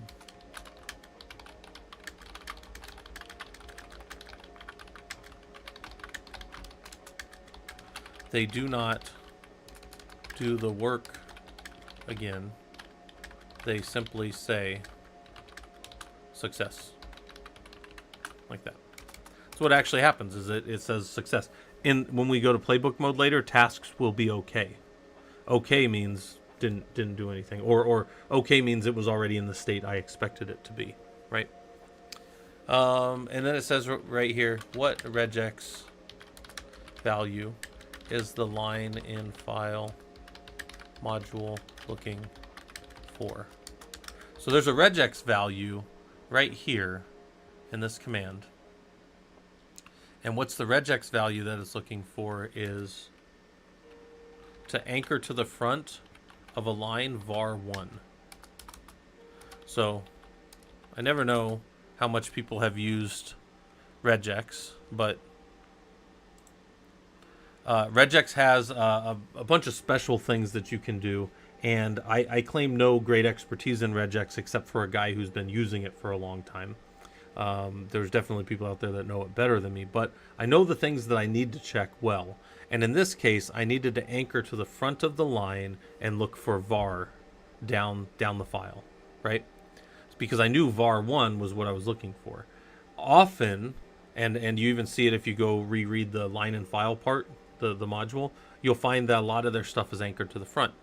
If you need to anchor to the end of something, you would do something like this. If you knew at the end of the line, you maybe had something at the very end of the line, you would use something like that, and it would be all the way to the, yeah, is that right? Yeah. Bang should go to the end. So you can anchor to the front or the end of the, where's a dollar? Somebody help me out here. I'm right as I typed that, I forgot. Somebody help me out here. Basic input parameters, Ansible, everything's handled via the output. A param from Ansible and inside the string quotations. Is that correct? Yeah, modules, yes. I would say they don't extend. Modules are self-contained, and the arguments are built inside of them, yes. Yes. Wait, God, that's a dollar sign, isn't it?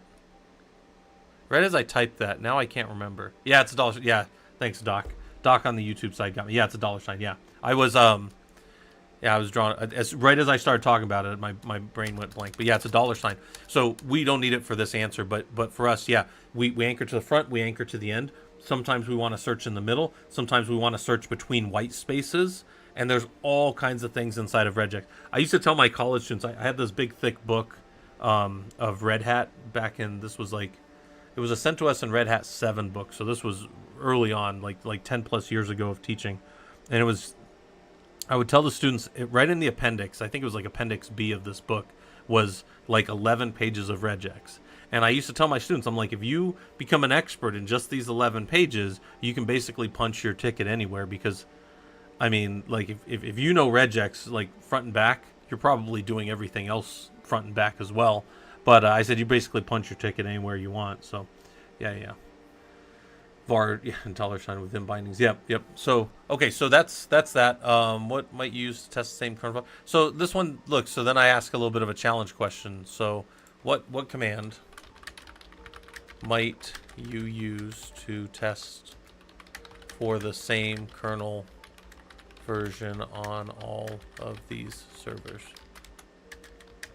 Now, inside of ad hoc mode, since ad hoc mode doesn't really keep variables, you can't really test, but I mean, if you just wanted to eyeball it, you could do something like this. Shell -a, maybe uptime. Sorry, uname -r, right? Something like that. And then real quick eyeballing it, we'd say, they're the same kernel or whatever. But that's, again, we can test them later on in the playbooks as we start to build things and keep stuff forward. And then we can list things out that are similar and different and all that kind of stuff as well. So we have the power for that. But this one would be, whoops. Didn't mean to do that. Let's get all my other stuff back in front here. There. Where's this other one? Give me a second here. There we go. All right. Here, that's how you might be able to find all the things. Good. All right, so we're moving through.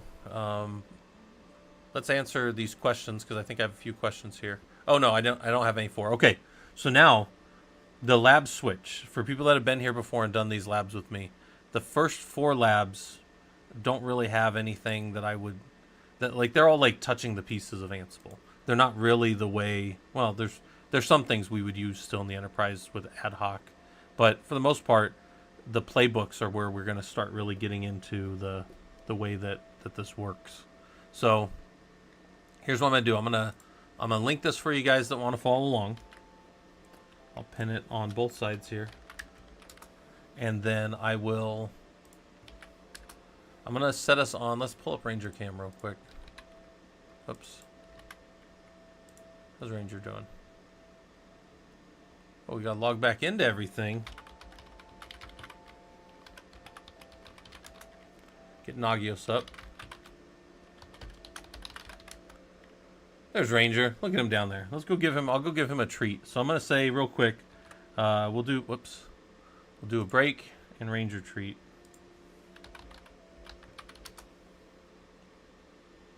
Put my hourglass real quick. Break and Ranger treat. Go 8 minutes. All right. I'll be right back, guys. Thanks for hanging out and working on Linux stuff. We'll go see how Ranger's doing.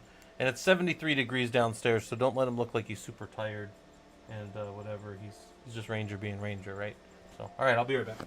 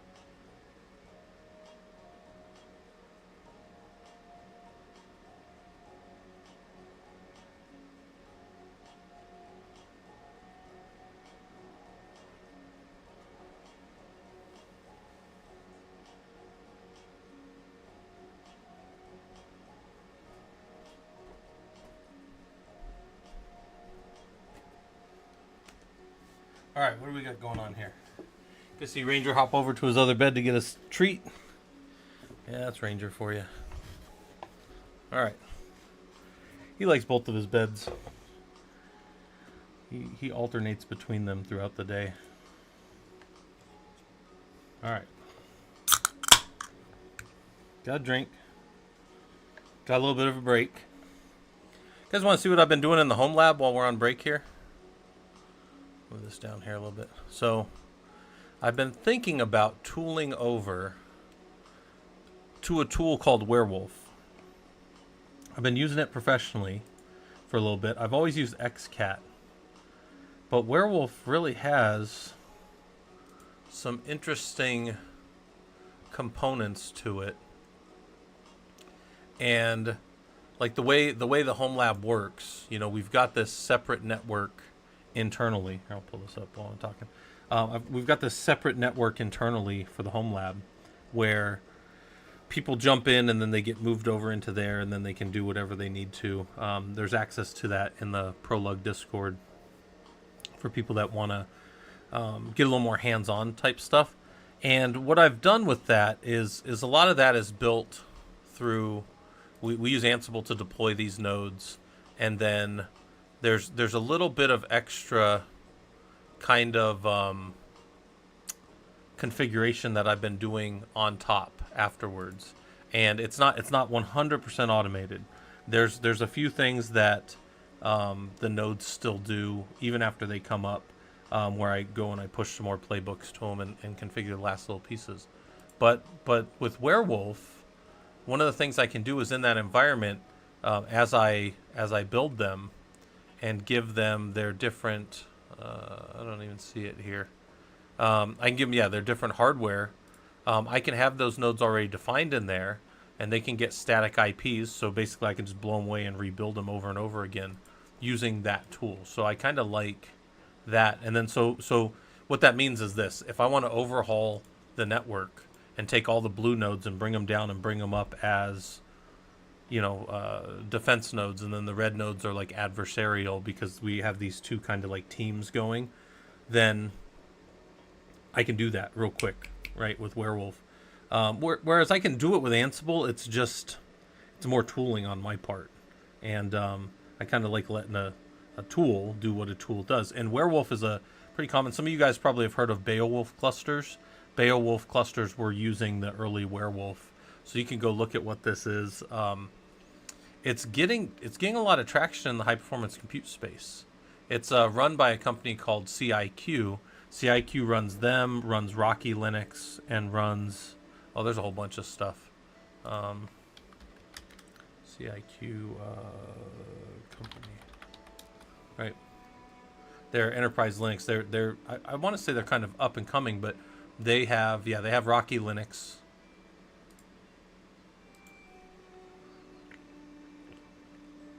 I've never even used Ascender, Aptainer, Werewolf. I've used a lot of Werewolf, and Rocky Linux is theirs as well. So some of you guys that went Rocky or Alma Linux after CentOS died, there's that. Okay, there's Ranger licking his bed. We'll get to the end of our little break here, and then we'll get back to it. But anyways, I'm going to be working on that. I guess I could have left Ranger Cam up for a second. Make this a little bigger here. Get into labs here in a second. All right. So finish up your break if you're taking one. We got another minute, and then we'll get back to it. I'll just sit over here like this, waiting.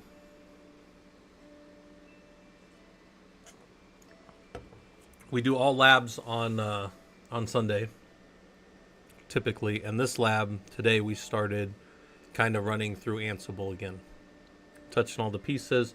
Heather, you're not too late. You didn't really miss much. I'm keeping notes too of what I'm doing, so you guys can see it, and it'll be down in the Discord, like all the stuff down in Discord. By the way, you go to Discord, all the stuff from the other day that we were doing, I have that in. Is it on Prolog projects? No, probably under presentations. Yeah, so this was all the notes on the Socratic stuff. So when we did all the Ansible stuff, when we did all the Linux stuff the other day the same way, I did all the same things as we wrote out. Can you do this and can you do that? I put them into a big long notepad. I think this thing is 402 total lines, so it's pretty big. All right, this one's probably going to be even longer. When we get to some of this stuff soon, it's going to be more stuff. So, all right, end of that. Okay, good. So this is a playbook on staging. You can see that over here. But now it says over here, verify your host file, and it says to create a playbook to stage an application. So we're just going to stage it. We're not going to actually deploy it right now. But this is, here's the tips. If you get stuck, you can just copy this file over. But let's go look at the file. So we cat root host, make sure we have a root host file. And then let's cat root deploy.yaml. And root deploy.yaml is going to do a very simple thing. It's going to start with 3 dashes, let our system know it's YAML. And then down here, it's going to start with an arbitrary name. This name is arbitrary in that it could say Godzilla is attacking Tokyo. It could say literally anything right here, within the special character limits, and this playbook would still run. This is for you.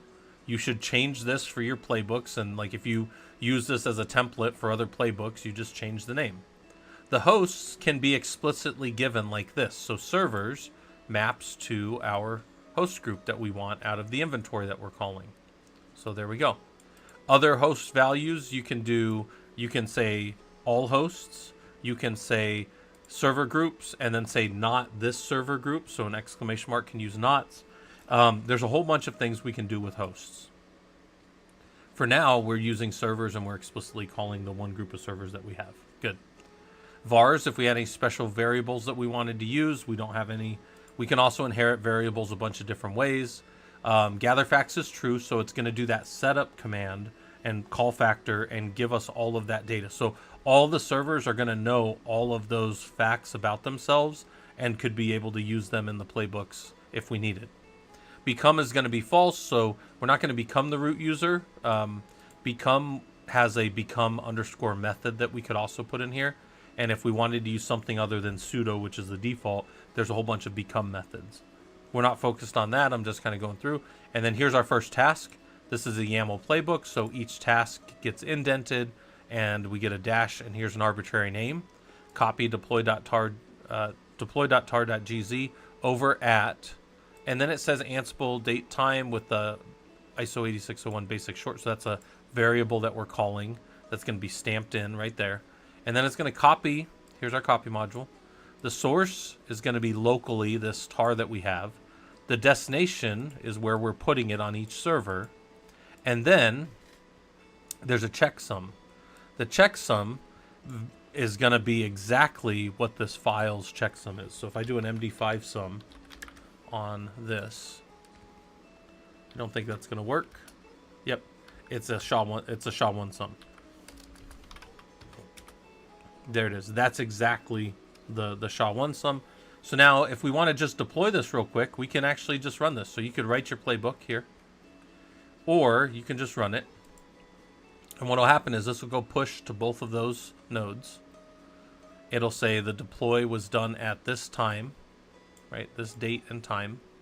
And there's the fact that it was changed. And then down here at the bottom, we see that it was okay. Now I can make this a little more readable probably. There. That's a little better, a little bit more readable. And that, the reason I like playbooks to have good names in there and like kind of what's happening, and then, obviously not the deprecation warnings. But this right here, if I was doing a change late at night and the change said Scott was going to stage a bunch of stuff so that during this weekend's work, the teams could come along and run maybe the next part of a playbook or something. But I was just going to stage this stuff to all of my different servers. I could then go take this and throw it in my my configuration management database, my ServiceNow or whatever tool we use for that change during this change window, and say, yeah, I did the change. Here's my output. This is, I'm reticent to call this self-documenting, but what this is definitely the same crap that I would go write in the configuration management database, right? In my change record, I would definitely have just written, I pushed everything over and verified it, but look, here we go. Boom. I've got it. I know that it pushed to those nodes.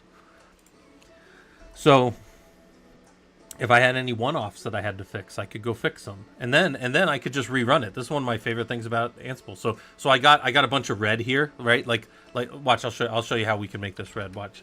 Let's VI root hosts real quick. Right? And then there's like these other nodes that don't exist, right? And I go to run this and it breaks because it couldn't get to those nodes. So at the end, this looks like crap because, oh man, you pushed all those. So then I got to go remediate those nodes. I got to go get them back up or figure out why they were broken or whatever. But then when I rerun my playbook with those nodes fixed, it would be, let's just say they weren't there, just for simplicity's sake. Then what I would have is a nice clean output, because again, Ansible's not going to do it again. It's just going to document. I could just go grab this and drop it in my change management and go, yep, everything's good. And you know what I was doing the whole time that this was happening against all my servers? I was over on the other screen watching Netflix. And you guys always think I'm joking around about that, but like, I set my stuff up and I work so that when it's like the change window, and because change windows for operations tend to be late at night or on the weekends, late at night and on the weekends, right? It's both. I don't have to think very hard. And you guys, I'm telling you, a lot of people probably think like Scott's joking around or whatever.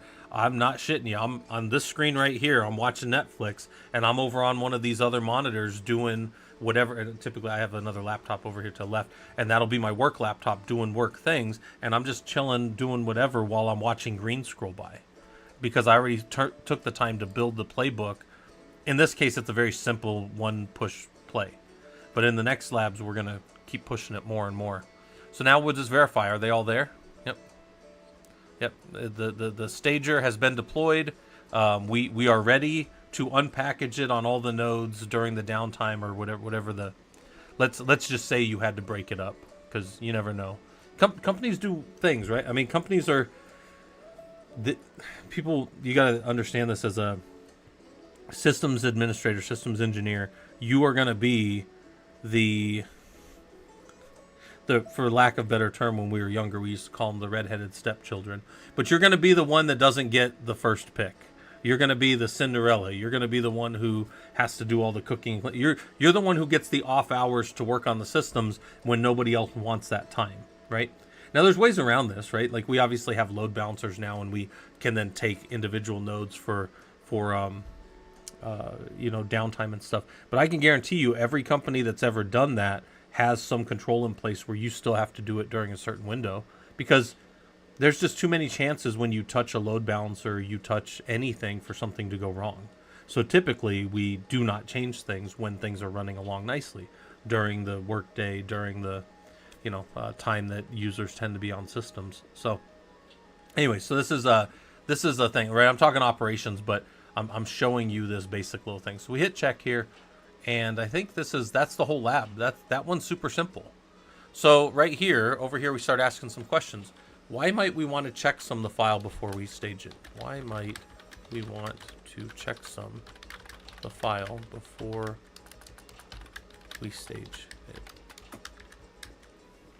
So this comes from, again, this is another one of these experience things, right? So clear this up, ls more, let's do cat deploy.yaml, and then let's sha1 sum r deploy.tar.gz. Why might I want to make sure that nothing has changed in my deploy file? I got it from a vendor, or we got some of the tooling, and me and some of the devs were working on making sure we have the right package and the right values inside of it. Remember, I talked earlier about setting those variables for like New Relic or Datadog to be able to send the data. Oh, another one that's big like that is Falcon Strike.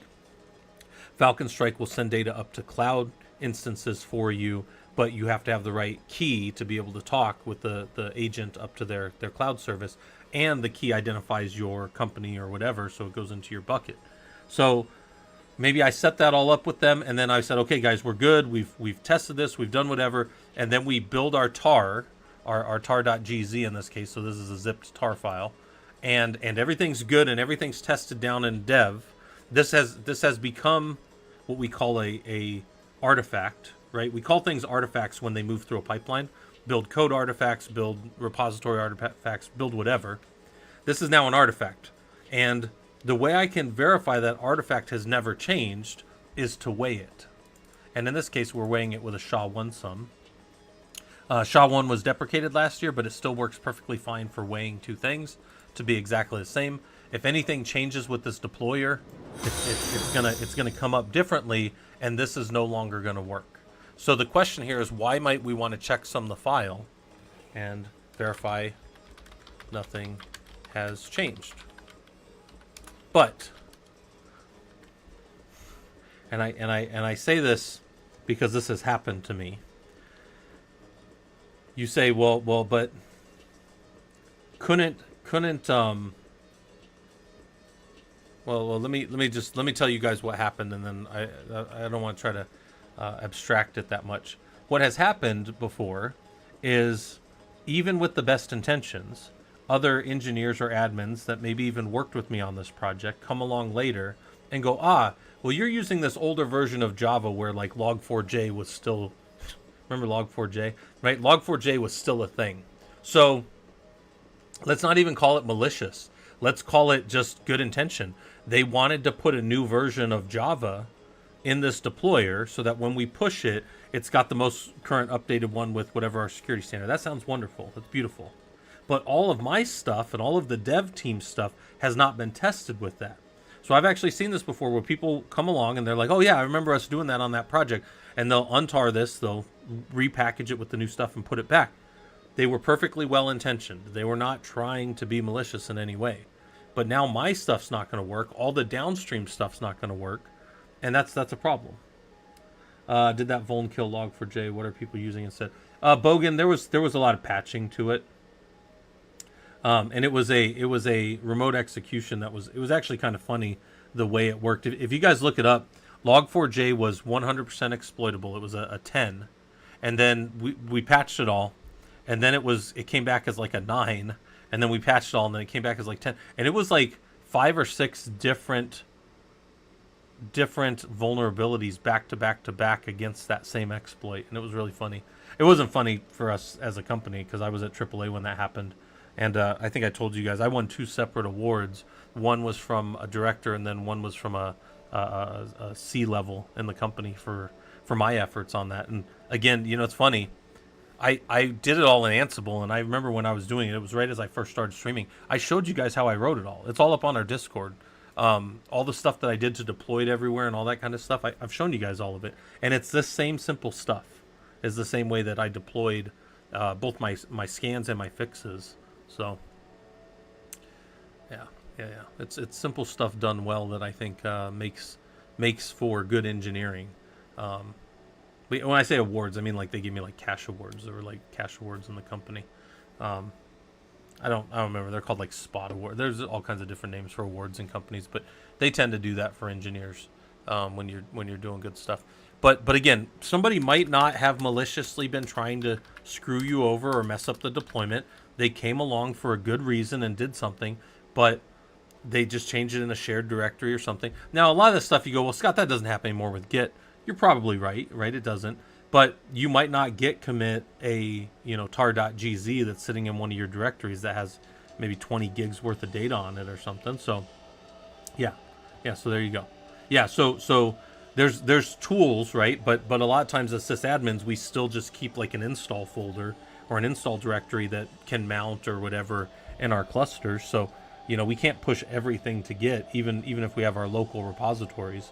So, but by the way, it would still be true even if I was pulling this down from Git. By the way, did you know there's an Ansible Git module? Even if I was pulling it down with that, I would still check the version, and it's the same kind of thing. I could make sure nothing's changed. And I tell you guys often, like when you hear me talk about like control as an engineer, like I have to have control of this thing. It's not because we're like assholes or control freaks or anything. It's just because stuff doesn't work down the pipeline if you shift things over here at the beginning. If you change things here, it changes everything down, and what you get at the end is no longer a working thing. It's now a busted thing. So, yeah.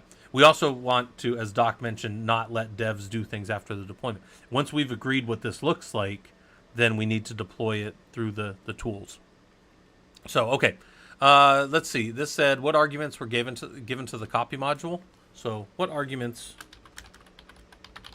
did we give to the copy module? The arguments are the things underneath. So we gave source, destination, and checksum. Those were the arguments that we gave. Right here. Source, destination, and checksum. Destination is required. Checksum is not required. We could remove that if we wanted to. Yeah, there you go. Hey, Isobu and Perseus, hopefully this stuff is useful to you guys.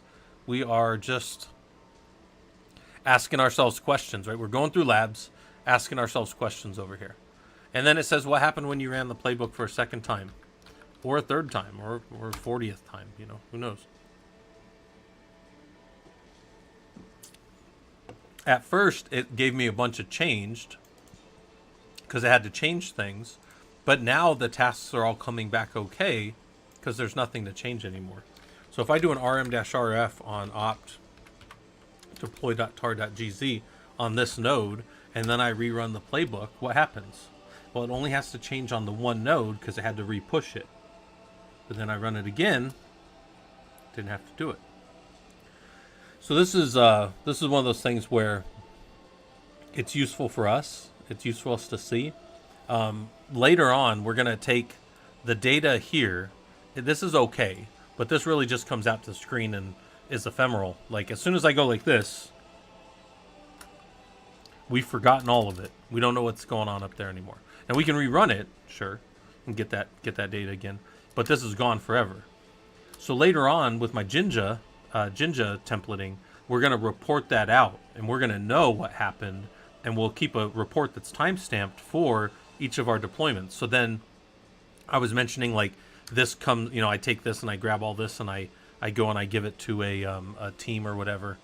And I grab all this, I throw it in my change management record or whatever. Sure, but once I have the timestamp or the reports coming back, I can take those and I can give that location to a team. If they have read access, I can send that report over.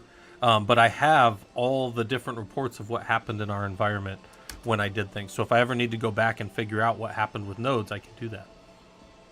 So what happened when you ran the playbook for a second time?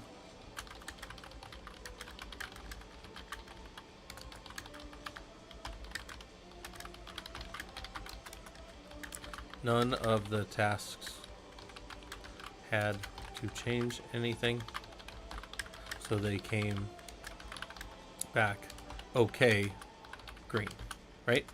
They came back green, okay. Isobu, yeah, still waking up, good, nice. I'm on very early. I mean, it's Sunday. Sundays are lab days for me, so I hop on a little earlier. Built NixOS for your laptop, nice. How are you liking that? How are you liking the immutable for your desktop? How's that working? Pretty good. We have a few people in our environment that are NixOS enjoyers, so it's definitely did on a VM. Nice. So why might we want to know this Ansible behavior about checksums?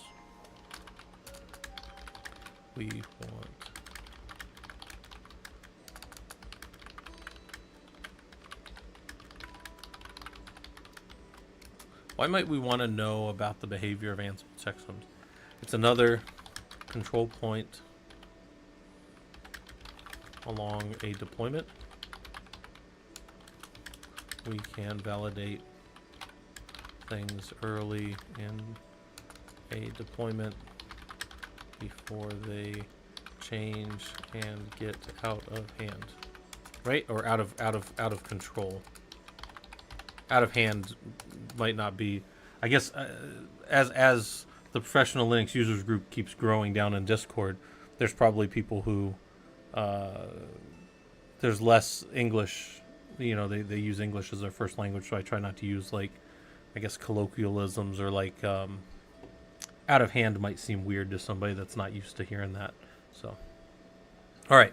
So anyway, so playbook staging, we stage these things, and then then we go to now this next one is going to build on that, right? And Wusa, how's it going? We're just messing around, we're being pretty serious today, but it's we're asking ourselves questions. We're going through the Ansible stuff and figuring out, like, do we understand what we're doing? Do we understand what's happening? And is this going to be useful for us, right? Like, is this going to be something that we can then go take and use at a company? And all this stuff, I tell you guys, if you want to start using a tool like this to maintain and manage your stuff, just start small. Start with little things. Start using it instead of your bash loops. Like I always used, this is something I would always do, right? I would have in here, I would have servers, right? And then in here, I would say control plane and node 01, right? As a little bit of a contrast. So cat hosts and cat servers, right? And this is a thing that I would do. I would say 4 servers in backtick cat servers, right? Do echo I am checking $server. This is something I would do, right? So in servers, and then my variable is servers over here for server. Really should be server, but that's fine. And then I would say SSH to servers, and then I would do like uptime and uname -r, and then done, right? And then I would go boom, and I would see this information about the servers, and I would know whatever. But that's kind of like the old way of doing this kind of thing. If I wanted to do that same thing inside of Ansible, I would just go Ansible, and instead of a playbook here, I would do this, and then in my shell, I would do an uptime and a uname -r, right? So this is the Ansible way of doing it, and it'll give us like the same basic output. But instead of doing your old for loops, if you're a person that's used shell for a long time and you do for loops over things like that, you can use Ansible, and then Ansible will give you I don't just want to say more control, but there's other benefits to using Ansible for this. I'll give you a use case here. When I'd go hit a bunch of servers, I would have to do this. When I do my SSH, I have to do a timeout, and the timeout might be for 5 seconds, because maybe some process of logging in, right? Maybe some process of logging in sits there for a long time, and well, what do you do with that? Like, you can't get, so now I put a timeout on it, so now I know which nodes failed. But if I were to do that same thing with Ansible, and I had like a node that, like, let's say just didn't exist,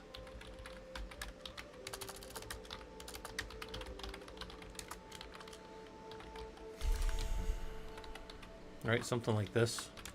Ansible just tell me up front, hey, that node's busted, dummy. The node's not there, it's not responding. But shell and shell may fail connecting to a node when you do your SSH command, or it may sit there because sometimes SSH just sits open and never authenticates, and then maybe your timeout, maybe you don't have a timeout set on your SSH, so now it never closes, it just sits there.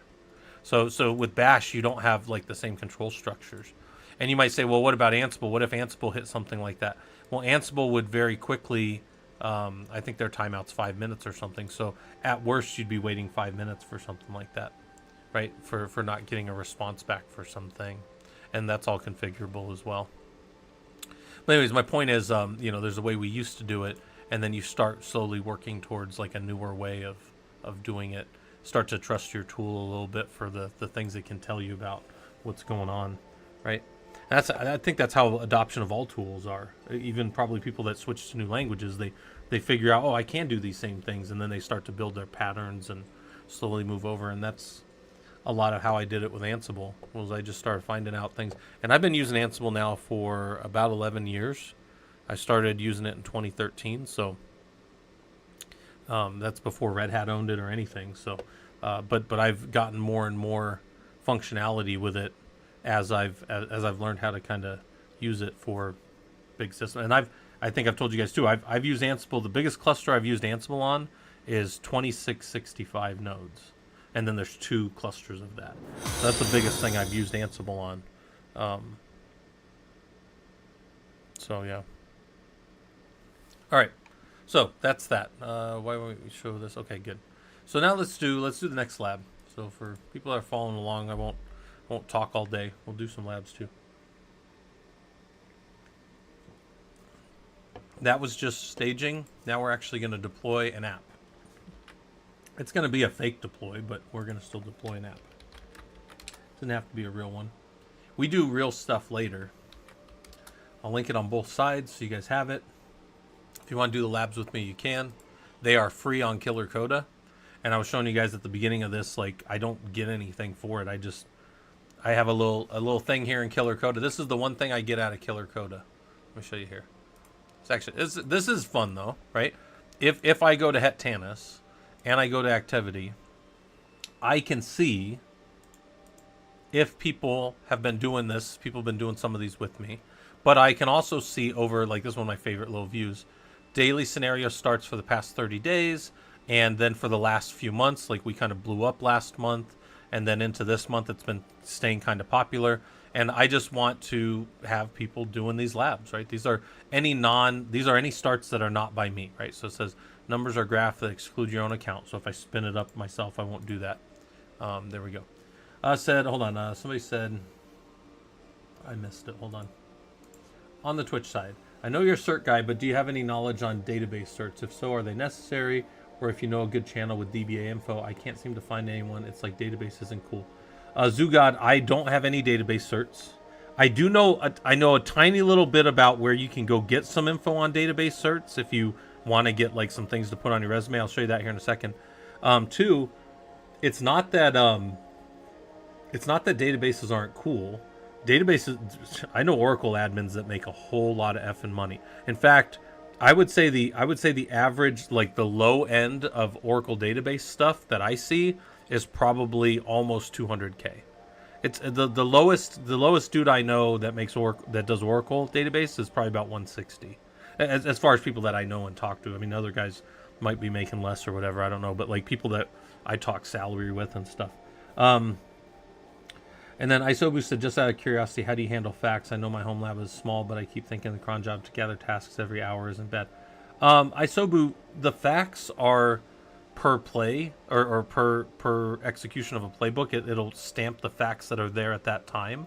But I wouldn't keep facts later. But I'll show you how we stamp facts to server if you have things that you want to know about your boxes. I'll show that here in a little bit. Yeah, and Oracle DBs are still kicking big time.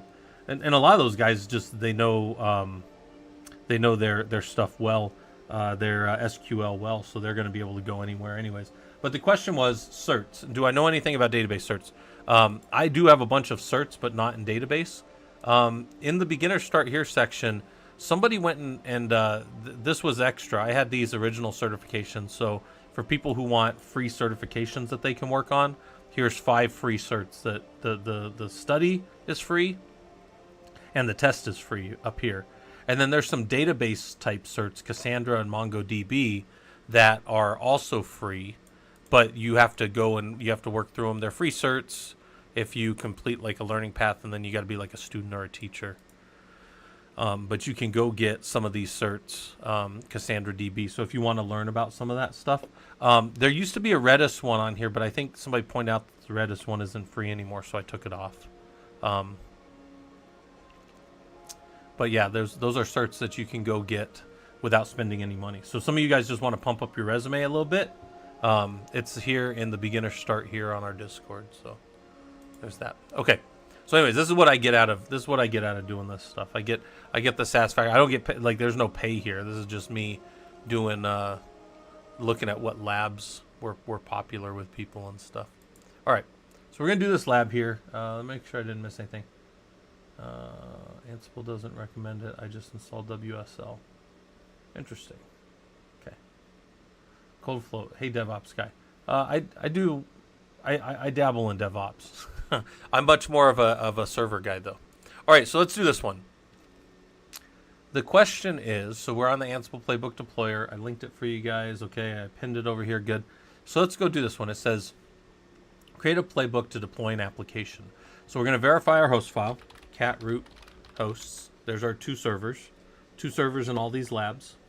And then it says create a playbook called deploy.yaml to push this file over, unpackage it, and then run an installer. We've got an installer in there that we built, let's say. And if we just look in here, there's our deploy.tar.gz. We've got our host file. All right, we've got all the pieces. So if I come here, here is the answer, if I want the answer. And then here's the solution if you want to work through and build all of the pieces. So let's just VI our root deploy.yaml. And let's start up here at the top. We've got our 3 dashes, so we know it's a playbook. We know it's a YAML file. And then we've got a start of deployer playbook, so we've got that. We're going to go against the host servers where you don't have any special variables. We've got our gather facts true, so we can use the variables like this. Ansible date time is only gathered if you do gather facts. And this is the first start. This is the original playbook right here. We didn't add anything to it. This is the original one from the last lab. But now we're going to add, after we push that over everywhere, we're going to make a directory for us to untar into. We're going to use the file module. Some of you remember this from the earlier ad hoc mode. And we're giving it 2 arguments. The path is required, opt my app, and the state is a directory. So this is going to create a directory on both nodes. See, it's one task here, but it's going to go against all the hosts that are defined inside of servers, which are the 2 hosts, right? We can limit it down with conditions later. We can use conditions as like an if this exists, then this, and all this stuff. We can do a bunch of when conditions later. But for this now, every task runs against every server. So both servers, as we saw before, are going to get this pushed over to them. Good. Both servers are going to get a directory created on them. We know how to read that because we saw it earlier. And then we're going to use a new module. It's an unarchived module. Now, if I knew nothing else about it, this is one of the reasons a lot of people like Ansible. This is why there's such a big cult of Ansible, is you have never seen the unarchived module before. If you haven't been using Ansible, you've never seen the unarchived module before. But do you think, it says untar the deployer, so that's an arbitrary value. I could have said chicken dinner there. It didn't matter. But do you think that you could probably go, okay, well, I got a source, and I've got a destination, and it's going to unarchive a tar.gz, so it's probably just going to untar and decompress that file. I think most of you could probably look at that and go, I think I know what a source and a destination is. Like, I don't think anybody here probably struggles to keep up with that, right? That's probably okay. And that's one of the reasons people love Ansible is I've never seen the unarchive module before this, and I immediately know what it does. Now, are there other things that could be happening in the unarchived module that I need to go look at? Yes. Yes, there's a value there of a remote source. And you might go, shoot, what the heck's a remote source? Well, that speaks to where this source is at. Is the source there locally somewhere already and you're copying it in there? Or is it has it already been pushed over? And in this case, it is already there. So it's already on the file because we pushed it earlier. But it's actually funny, and I mentioned this. I don't mention it here, but I sometimes talk about it. This right here and this right here. So all of this could have been done by this unarchived module. Every one of these things right here could have been done by one module. And you say, well, why didn't you do that then? Well, because sometimes when we're learning stuff, we want to touch all the pieces. So we're doing each individual piece. But if I were to do this professionally, I would just use this and I would skip these 2 pieces. However, this is still useful for the checksum, but I believe you could probably get a checksum in an archive, and I could go check it by going and reading the page on it, right? Then look, we make an installer script executable. So once we've unarchived it, we've got this path, opt my app deploy, and there's a deployer.sh that has to be there, so that has to have worked. And we're going to change it to 755, which means it's executable now. Who, what, when, why, and how is Ansible? Ansible is just a tool, and we use it in systems world to make our lives easier. This may look complex, but I guarantee you if you're hitting like 1,000 servers, this is better than doing it by hand. Unarchived doesn't check some validation is desired. Yeah, okay, there you go. Yep. That's awesome, ISOBooth. Thanks for looking that up. Yeah, that's really good. But this is one of these things. We test our tools, right? And then down here, we can then run that installer, and we run it with a shell command. Shell commands aren't always recommended, right? Because Ansible loses control as it goes out and runs the deployer. But in this case, we're going to do it just for fun, and because we understand why we should or shouldn't use it. Hold on. I had this one line across my glasses, and it was bugging me. And then when we're done, we're going to register a variable. So this is the first time I register a variable in any of these playbooks.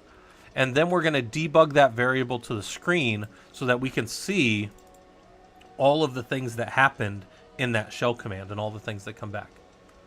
Can you give someone your dot files, or can you teach them how to adjust the system how they want fish versus fishing? Doc, are you talking like your own dot files inside of like if you're just like a Linux user or something? Yeah, but you can give people your dot files in an environment, absolutely. That being said, oh, by the way, that's the end of the file.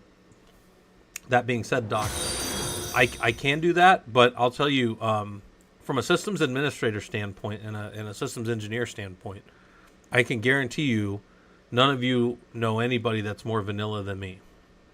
What I mean by that is I don't go editing my dot files when I get to an environment. I don't set up a bunch of aliases. I don't do any of that stuff. I play everything like as vanilla as possible. And you go, really? Yeah, I set up a screen file, so my screen always looks the same. Screen is this tool right here, right? So across the bottom of my screen there, you can see my different screen environments, right? And you can see what I'm doing there. But other than that, I do not change anything in my environments. I'm very, very vanilla. And I don't have strong opinions about how things need to work, because I can pretty much make anything work with these tools as long as I, have a base environment or whatever. So this stuff's all on the left. It's all explained. We just went through it all. It's going to do all of these things for us, provided nothing breaks. And we're going to quit it. We didn't change anything.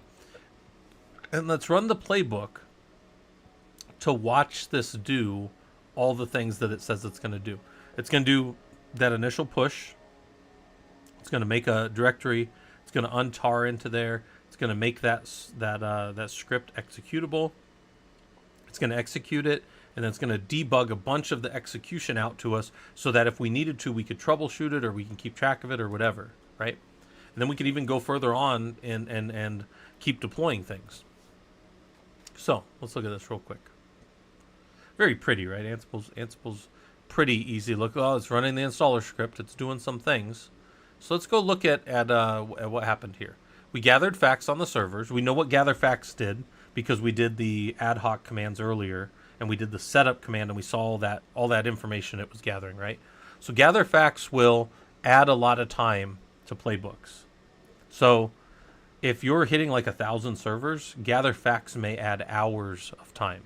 And on the control node where we're running this from, you're going to have massive amounts of memory and CPU usage. So I sometimes caution against it. We gather facts now, but later, sometimes we set gather facts to false, and we just do setup on the servers that we want to get the values we want. There's reasons to do it, and there's, as long as you understand why we do things. Hey, Jake Sec, how's it going? We are working through just doing Linux, Ansible in Linux. And we are on our first real big deploy right here. So we deployed the tar.gz, and we did it at this time. Again, this isn't getting stamped anywhere. This is just coming to the screen. Would it skip on a validated playbook? Cypher. I'm not sure. When you say validated playbook, would it skip? I don't know. I need to hear that a different way. I don't know. Validate it. So I'm manually kicking these off. We have orchestrators later. There's going to be a tool like Tower or AWX. Tower has become Ansible automation platform. Those will skip if certain conditions don't exist, and you can configure all those. But us here, we're manually running it, so it will always execute. Oh, I see. Would you skip to gather facts on a playbook you've already validated with your deployment? Yeah, so I can skip gathering facts most of the time, and then later on I can be very precise about the servers I want to do setup against. So setup is, so gather facts is your one chance at the beginning of the playbook to just go grab everything. If you say no there, it's fine, but then you have to run setup as individual modules, and then you can condition it to just go to different servers based on like when conditions if you want. But yeah, you can't skip if you want to use time. Like I want to use this timestamp, so I couldn't skip because Ansible date time is only collected. So it's yeah, and I would say up to like maybe even like 300 or 400 nodes. If you're even up to like 300 or 400 nodes, I'd just say gather facts. But if you're like over 400 nodes, maybe even like in the 500 and thousands range, you really want to start considering how you gather facts. And if you need to or not. So that's something to think about. Yeah. So now look at this. We copied the deploy over. We created a directory. We untarred it, right? Or untar isn't a word, but it's a thing we say, right? We untar. Tarring is when we tar it up. We untar it, whatever. We make the installer script executable, and then we run it and register the output. And then that sat for a while. You guys might have noticed that sat for quite some time. Well, what was it doing? Well, if we come down here, It says the command. So look at all this. This is all the data that debugged in that variable installer output that we had. Was it changed? True. This is kind of something to know. See up here it says changed true. If you run the shell command, you will always see changed no matter what. It's because Ansible lost control of the execution while you let shell run, and then shell came back with a variable that we registered and now are looking at. But during that time when Ansible couldn't know what was going on, it has to say, well, it obviously changed. So let me say this.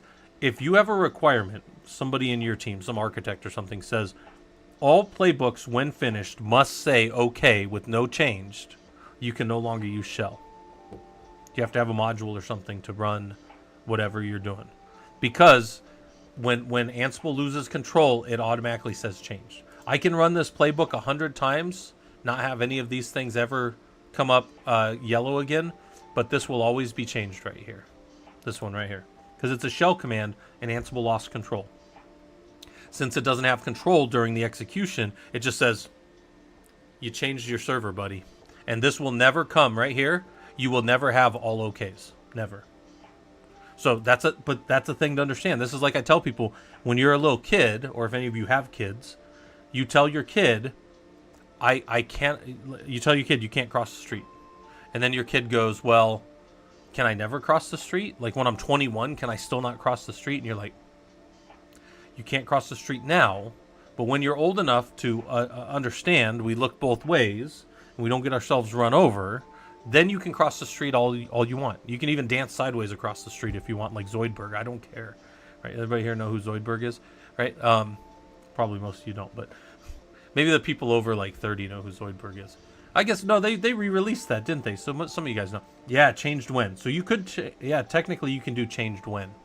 And we could probably get that to not say that it was changed, but even then you're defeating the spirit of it. But yeah, for me, like when I run shell scripts, almost universally I'm doing checks, so I actually have a failed when false. And you say, oh, that sounds terrible. Failed when false means that you're going to blow over the top even if that fails. And I say, yes, I am, but I understand why it's happening. And there's all these things that, again, it's really bad practice to do that. Unless you're just doing it to check things on a server. Then it's perfectly okay. Because I just need to check it so that I got a variable for my Jinja template. That's all I care about. Because the Jinja template's what's going to report to me whether things are good or bad. And that comes later. We're going to do those here in a minute. Look at all this, though. There's all this stuff. Command Delta. Delta is the time it took. It took 5 seconds. Why did it take this thing 5 seconds to say echo twice? That's weird. So maybe I go look at, what the hell is this thing doing, right? So I go here. What did this madman write into this thing? So I just moor it, because it's on both nodes, right? And it says, sleep. That's why it takes that long, right? Futurama. Oh, I love Futurama, man. I love Zoidberg. Futurama. He's like, I have a sandwich-rich portfolio, because, like, all the money goes to zero, and he's, like, the richest guy in the room because he's just got a sandwich. He traded his stock for sandwiches, and then the stock went up to, like, millions per share, and then it went down to nothing, and he's like, sandwich-rich portfolio. And then I think he eats it or something. He's like, Anyways, all right. It tells me all these things. Most importantly, it tells me this, RC0. So going forward, if we were to develop more of this playbook, and maybe we were going to report out to an API or write something out for Loki, right? Which would still be an API call. We would use the condition installer_output.rc if that equals 0, meaning that our installer ran well and exited with a code of 0. Again, we lost control for that little bit of time, but Ansible got a good return code back on all the servers that it worked. Then maybe all of those servers check in somewhere, or there's a million ways to do it. Actually, the tool itself that was installed should probably check in the application, right? But that's neither here nor there. The point is we can go and look at all these things. There's all this stuff that's there.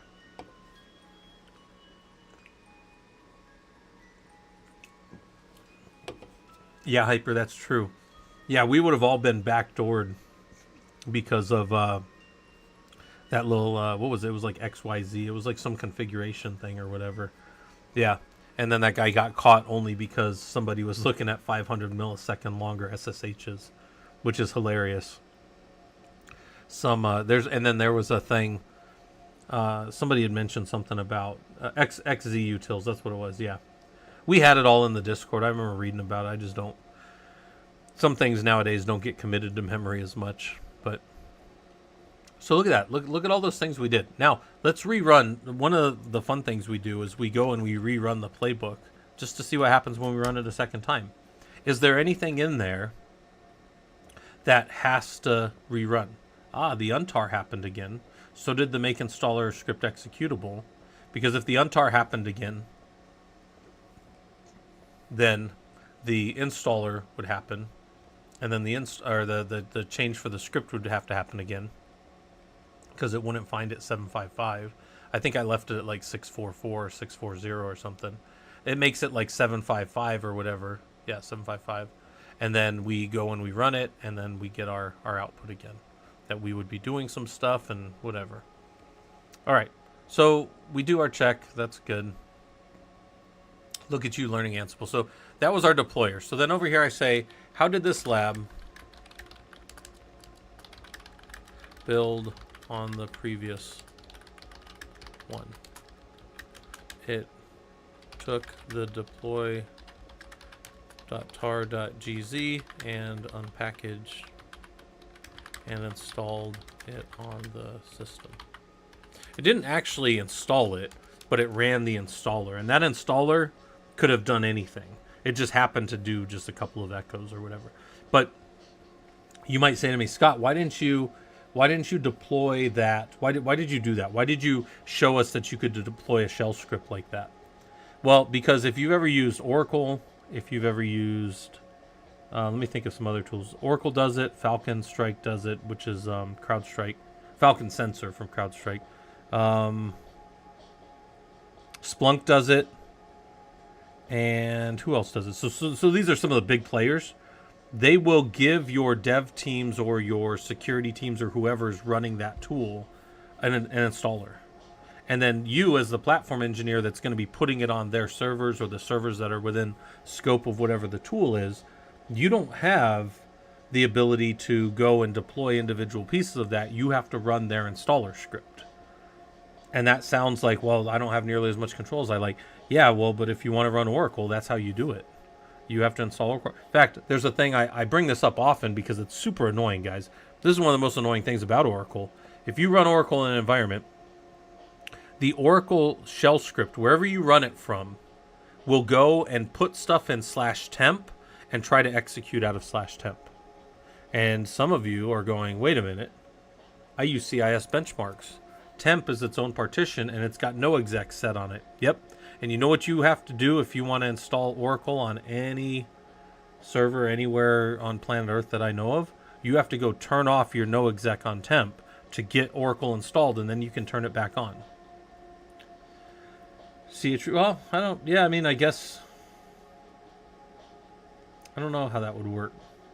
Maybe install it there. It's got callouts it's got to do, so chroot doesn't always have. When you chroot, you don't have network typically.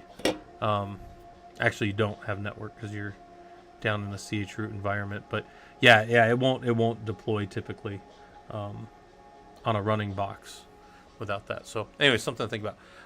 Why did we have to make the? So this is a question. Why did we have to make the installer script executable?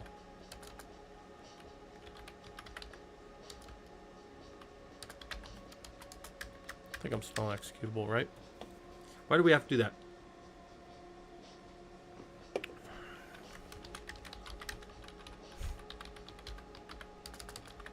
That's very tongue-in-cheek, but it wasn't executable. So it can't execute unless it's executable. That's why should we not use the shell module in the Enterprise? Not because it's some ship out in space, right? Who are my Trekkies here? I'm not a Trekkie, but I know that they exist. Why should we not use the shell module in the Enterprise?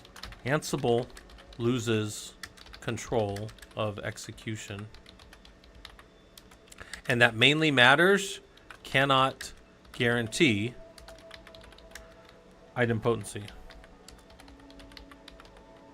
So if it's not written into your shell script, you don't have that idempotency anymore. Like a better phrase, could see a true help on the Oracle problem. Yeah, I don't, Musa, I don't think it would, but yeah, I think I get what you're saying. So, and then ICS boy, hopefully this stuff's useful to you. We are just going through labs here. Then it says what information comes out with the debug of the shell script. So what information did we get? RC is the return code, and 0 is good, right? That's pretty basic computer science concept. Return code of 0 is good. How might we use, or what's the standard out and why might we use it? So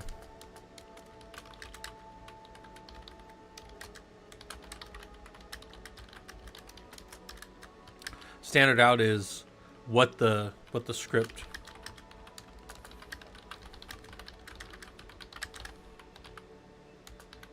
So standard out is, you know, in a systems world, you've got standard input, which a terminal can only do 3 things: standard input, standard output, and standard error. Those are the only 3 things a shell ever does, right?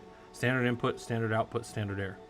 So standard out is what the script would have sent to standard out, and we can search that for things we want to know, I don't know, verify, validate. So it tells us what it's doing there, but I could search that standard out for keywords or terms that I want. I mean, I know I got a return code of 0, but maybe within a return code of 0, I found certain things and I want to check those or whatever. We could at least search that. That might not be the most efficient way of doing it. Yeah, I said standard error. Standard input, standard output, standard error. Yep, those are the 3. Yep. Yeah, there's only 3 things a shell does, right? Okay, so what is standard out? Why we use it? Yeah, we would just want to see what's going on. And look, you get standard error too, so you could use this for some troubleshooting. There are things that I haven't built labs for yet called blocks, and the blocks can do things based on, it's almost like a try in Python, where you can have, you know, if everything's good, you do this. If everything's not good, you can try to recover with this. And I forget what all those blocks are, but the point is you could do things in there based on what fails, right? Those are things that you can do. So that's our Ansible deployer. All right, so can you write a playbook that pushes a file to all servers? So let's clear this up and let's just copy maybe our deploy.yaml to, you know, test.yaml. Let's go to our test.yaml. And could I just copy something to somewhere? So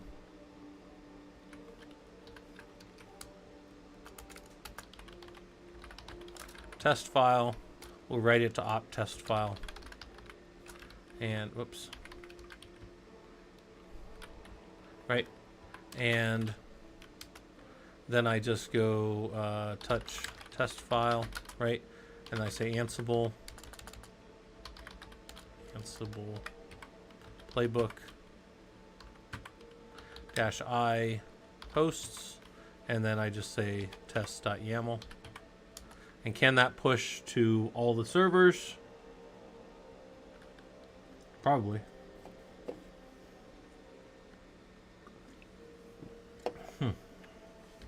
That's funny. Okay, so look, we can push a file. Can we check that it's there? To check that it's there, I might do something like Ansible and then servers, right? So now I'm using an ad hoc mode, -i hosts, and then the shell -a will be just to check, is it there? So ls and maybe opt, right? And I'll go check opt real quick, and there we go. There's test file. I don't know. ls test file. Is it there? Boom. So that's a simple little file to push a playbook to all servers. So the answer to that question is yes. Can I write a playbook that pushes a file to all servers? Yeah. And did I steal it from myself? Absolutely. You can also go steal this from the internet. I never remember this part up here. Like I could probably hack one of those out from memory nowadays, but I mostly just grab these from another one and strip everything out and then just start building my tasks. That's it. You don't have to memorize every piece of everything every time, right? But can we push a playbook to all servers? Yep. Can we write a playbook that executes the commands on all servers and stores it as a variable? Yeah, I think we can do that. So we'll copy our test.yaml over to, I don't know, command.yaml. It doesn't matter. You can use YML or YAML. Doesn't really matter. YAML tends to be like more commonly accepted, especially in the Kubernetes world. But when I first learned how to do Ansible, a lot of people were using YML, so I don't know. I use both. Let's go look at command.yaml. And now we're going to execute a command on all servers.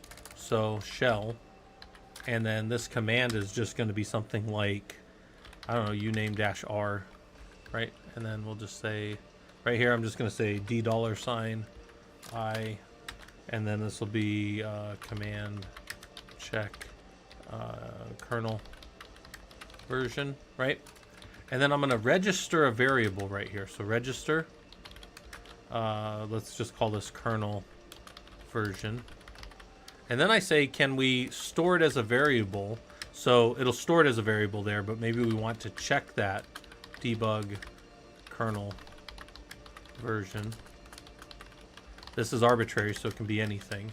This has to be exactly debug, and then the var can just be kernel version, right? If we run that, then it's just, oops, right here, command. And that should go and it should check both the servers for their kernel, and then it should give us a debug of the command as it ran it, and I can see maybe the standard output lines. Now, is that better than just going and pulling the kernel version from the setup module? Absolutely not. I don't. In fact, what we just did was a exercise in silliness, right? This is not something you would do. I can't think of any reason to do that exactly, but maybe you just wanted to know. I don't know. We're testing. We're asking, can we do certain things? We're not asking, are the things useful or good. This is a silly thing right here to do. Hello, I'm new here. What language is this? Ted, we are doing, so on the YouTube side, Ted asked, what are we doing? We are using a tool called Ansible to hit a bunch of servers. The language here is just YAML. It is a declarative way of telling Ansible as a tool to go do things on servers. Set things as a certain state. In this case, it's running a shell command, taking a variable back and then showing us the variable out to the screen. That's all it's doing. It's and for some of you, if you just popped in, you're like, that's a lot. But for some of you that have been sitting here for the last, I don't know, 3 hours with me, you're like, that's easy. Because you've seen it all. You're like, there's nothing I've done. I've got no sleeves on. I don't have anything up my sleeves. This is all very straightforward, simple things that literally any of you could do. And then you just get better at this and you go put it on a resume and say, hey, I can do sysadmin work. I understand the automation piece of it. There you go. And then, you know, we understand the troubleshooting piece and we understand the monitoring piece. And after a little while, you're like, I know sysadmin work. And then I'm like Morpheus going, show me, right? Like you guys can do this stuff. The goal of this, I haven't mentioned this in a while, but we've got our Discord. I've shown Discord, but I haven't mentioned it. Discord is for the professional Linux users group. That's a free group for people who want to get into this space. And the goal of our group and the engineers that are in there is to help you guys get into doing this professionally. You may be hobbyists. Some of you do this for fun. Some of you are like, oh, I think I could take a crack at that. I bet you could. And then after a while, you're like, oh, I could do this. Oh, I could go do this professionally. And then you find out, yeah, hey, you know, you're making good money at it. And I think it's valuable, right? This is a thing that you can do. So that's what our group does, is kind of teach you guys how to do stuff, give you a lot of resources. There's all kinds of resources here around the different stuff. And then we got a bunch of projects for you to go do if you want to go, kind of bolster your resume a little bit. We got a bunch of events where we talk about stuff. We got events that are coming up here. Our group is turning 10 years old, right? We've been running the Professional Linux Users Group for 10 years, and then 5 years of it on Discord. So we got a whole bunch of guest speakers coming in. So if you guys want to go, and you could go sit in any or all of them. It's in about 5 weeks, 4 weeks, 4 weekends from now. It's August 2nd, August 3rd and 4th. Is that right? 4th and 5th, 3rd and 4th. Yeah, August 3rd and 4th. Which I know for some of you in time zones will be the next day or the day before, whatever. But you can go find out that stuff. Okay, so that's that lab. Can we execute that? Yes. Can we debug a variable in a playbook? Yeah, we debugged a variable. That's good. I think we did all that. This one's fun. So can I debug? Check this out. Can I debug, but now I'm going to use, in here, I'm going to say verbosity of 2. So we're going to use the level of verbosity. So now watch what happens. We're going to run that playbook. And it skipped the debug kernel version because we weren't at least at a verbosity of level 2. This is very useful for, like, if I want to leave a bunch of debugs in, but maybe give this to junior engineers or some other team, and I don't want them to see all my debug stuff. They'll just see a bunch of skips. Nobody even looks at skips. But watch. Now, when I want to go look at it and see what's going on, now I can debug the variable when I want to. So I only get the debug information about the variable when I do my additional VVV. So can you debug? You debug a variable, but only at verbosity. Yes, we can. And that looks like this.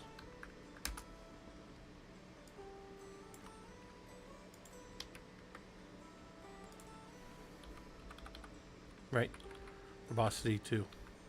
So we could do it. We did it. Right? There we go. Boom. We've succeeded at Ansible. All right.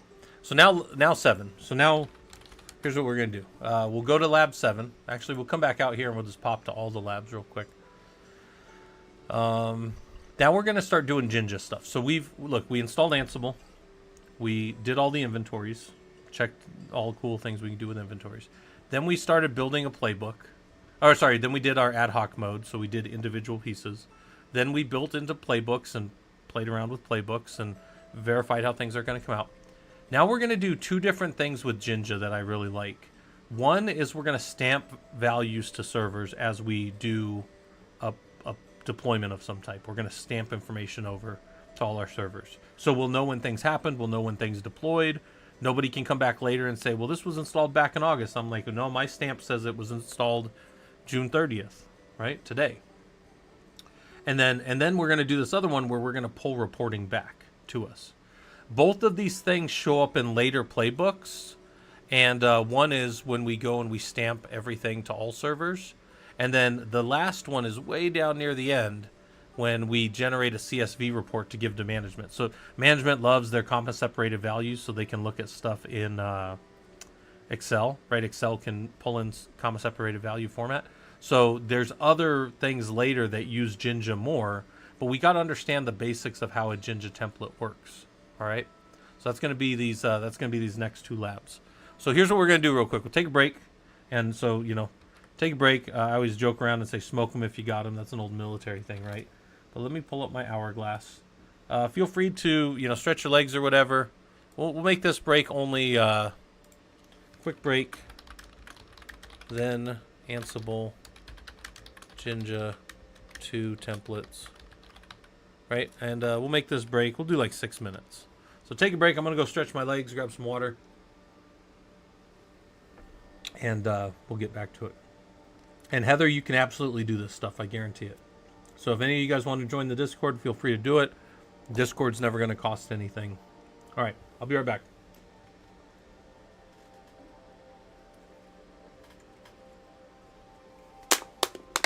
Throw away my monster. Go grab some water. All right, I'll be back.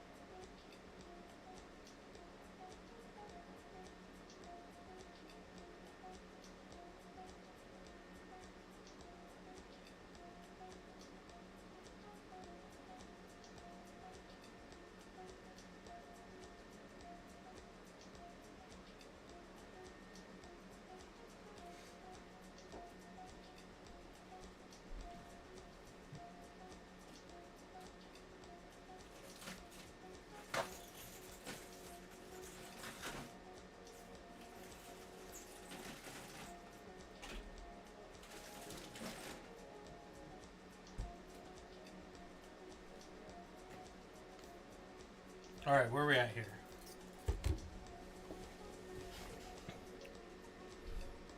Got a little bit more to do, and then I'll probably stop. I can't believe I've been on all morning. I got on way earlier. Normally I start right around 9, so I guess I just got up and got on earlier. All right. So I'm gonna let that little thing finish.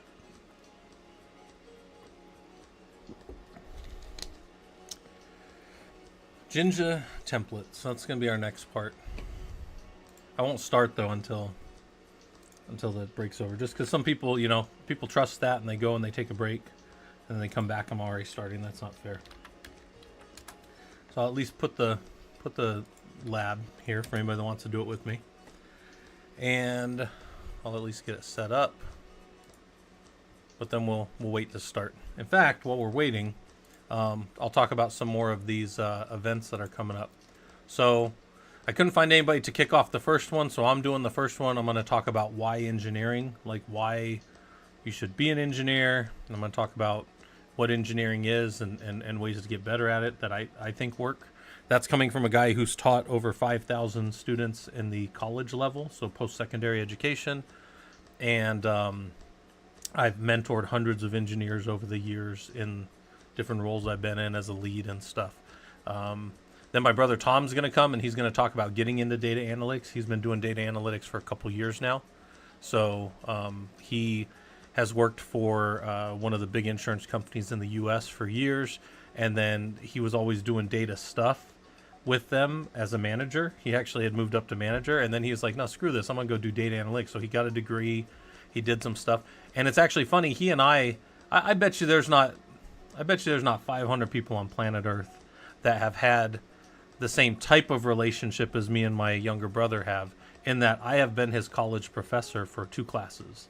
I don't think there's many people across all of planet Earth that can say that they're a college professor and they've had one of their brothers in their college classes. I'd be willing to bet that's a very infinitesimally small number, right?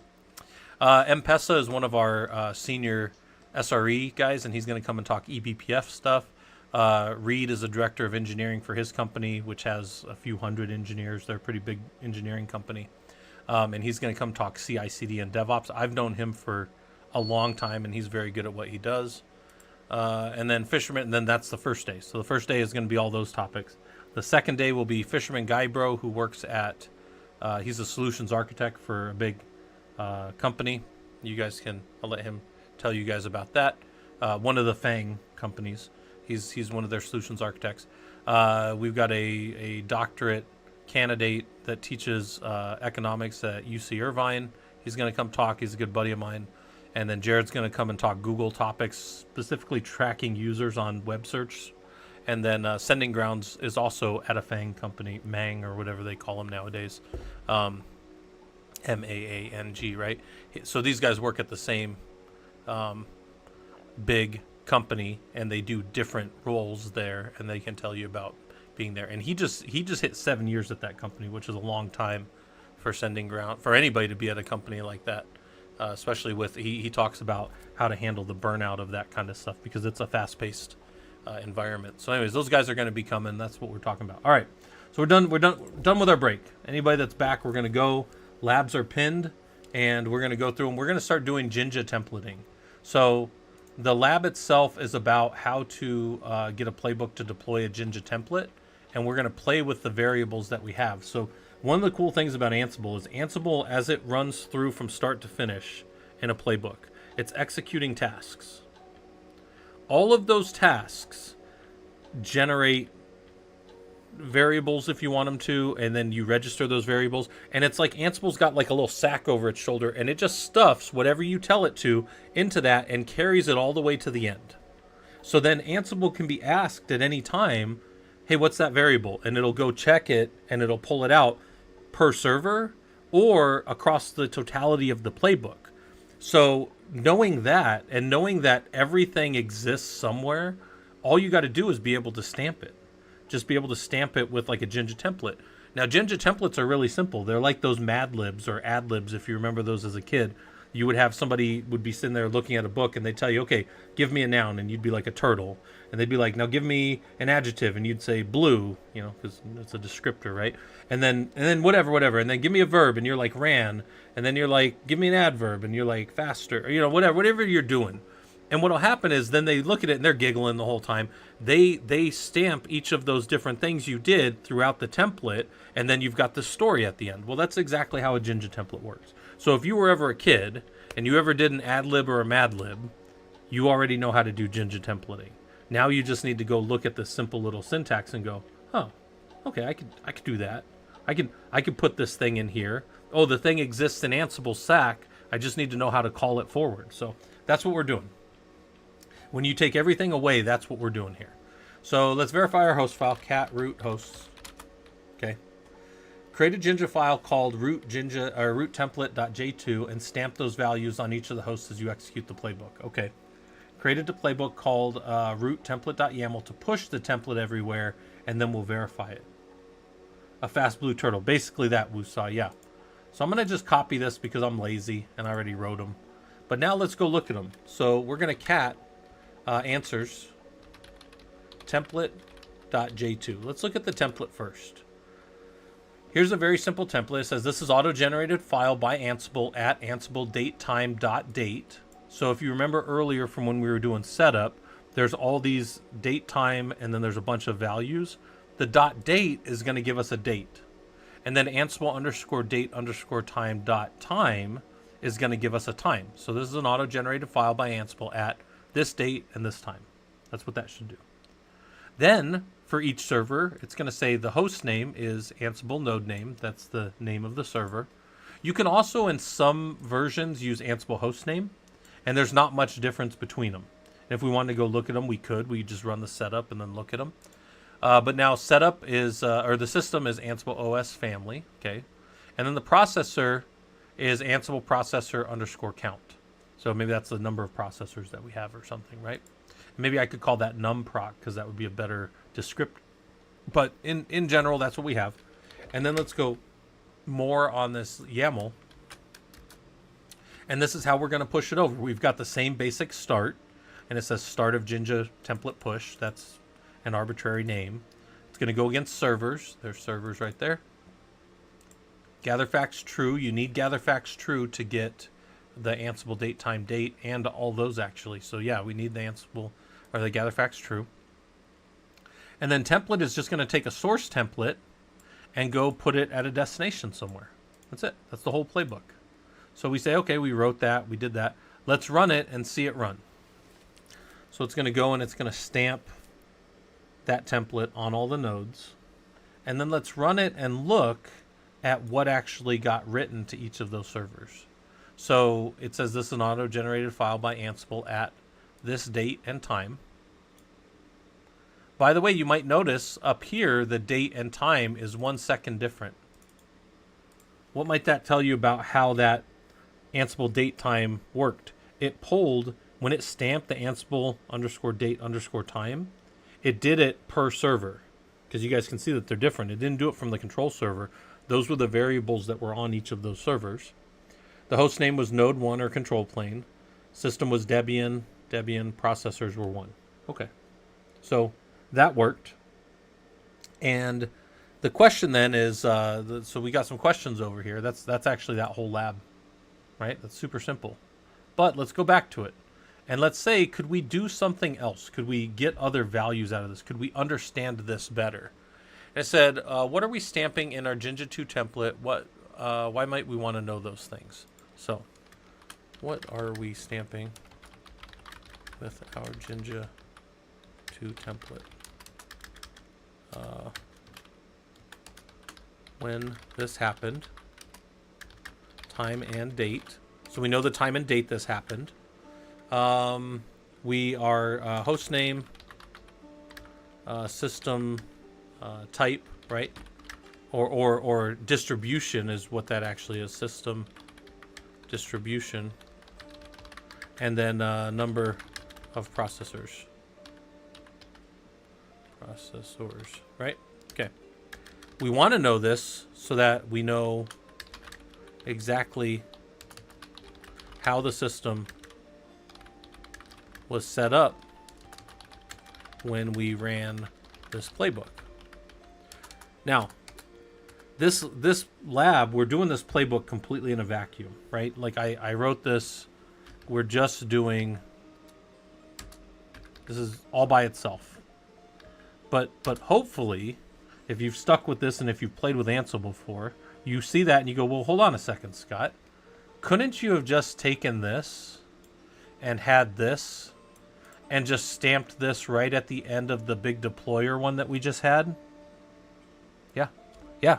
This could literally be on the end of the deployer, and what we would have at the end was the exact date and time that it happened and exactly how the system was set up when we ran that deployer. So maybe one of the things I want to know is let's check this out real quick. So we go here, and I'm going to change this to setup, and then I'm going to look for -A and filter Ansible kernel, right? Because I think Ansible kernel's a value. Oh, Turtlebeard, how's it going? There's my kernel. So hold on a second real quick. What if I wanted to stamp this Ansible kernel as I ran this? So let's go look at the cat. We're going to change the cat to the VI. And then we're going to say, maybe right here, kernel.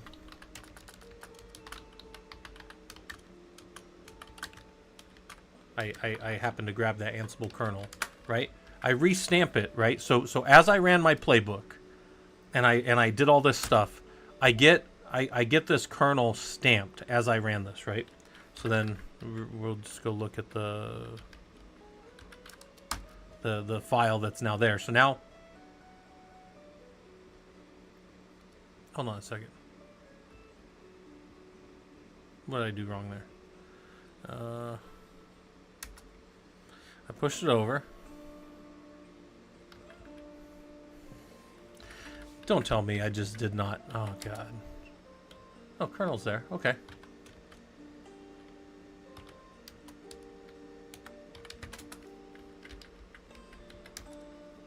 Why is kernel not... That's weird.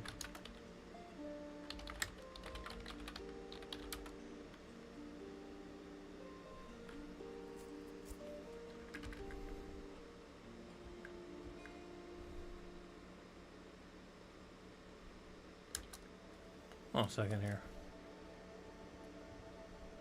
Definitely changed it. Definitely ran it.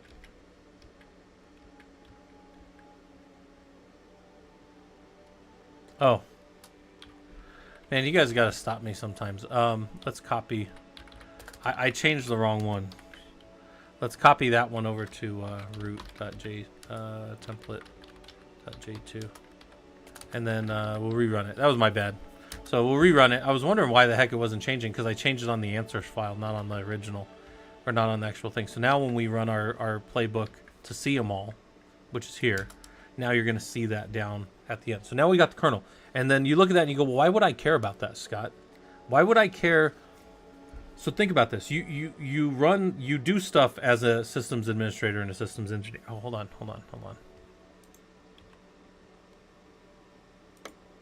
Check. There we go. My thing was busted. Sometimes that happens. Where it breaks and the closed captioning stops working. So that was my fault. All right, so the closed captioning is good again. Yeah, Wusaw, thanks for coming by. I appreciate it. Real quick here.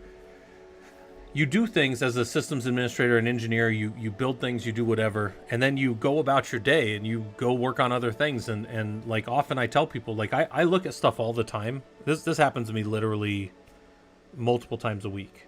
I look at stuff and I'm like, what the hell is this? Who did this? Right? And I'll look at it and I'll go, all right, well, it works, but who wrote this? And I'll go look at the top and it'll have my name on it and I'll be like, oh God, I don't even remember doing this.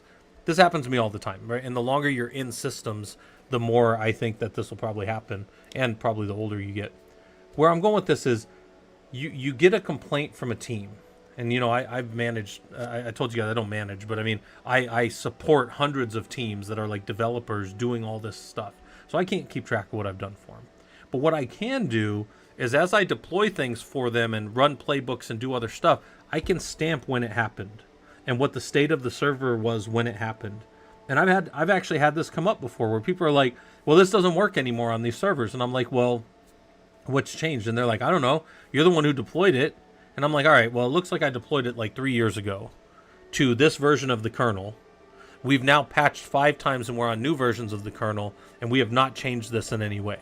Have you guys been testing it each things? When did this break? Because I can tell you, when I put it on there, this system was a totally different system than it currently is. This type of problem exists still big time in the systems world. Does it get better in the future or in a world where we use stateless images? Absolutely.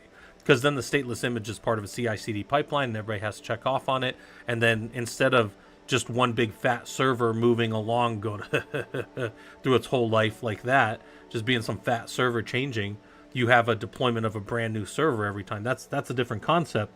But the point is, I can at least tell you when I built this stuff on a server. I don't have to, you know what I'm saying? Like, I don't have to sit there and argue with people. I'm like, this is when we deployed it right here. This is the state of the server. This is a completely different server now.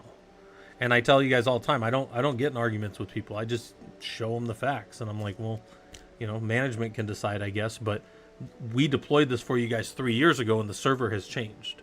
Somebody needs to be checking boxes and testing things. If not, the process is busted, right? But the point is, the deployer didn't fail, right? The system changed out from under it. And we could prove that. But if you don't have this information, then you are probably responsible for your deployment. You probably do have to go update it and work on it. You're going to have to update it anyways. It's just people can't point their finger at you and say you broke shit. Which I don't. I have a real thing about that. I don't ever want to be the one who caused the problem, if that makes sense. So, okay, anyways. What arguments did we give the template module? We were pretty easy on the template module, right? We just went...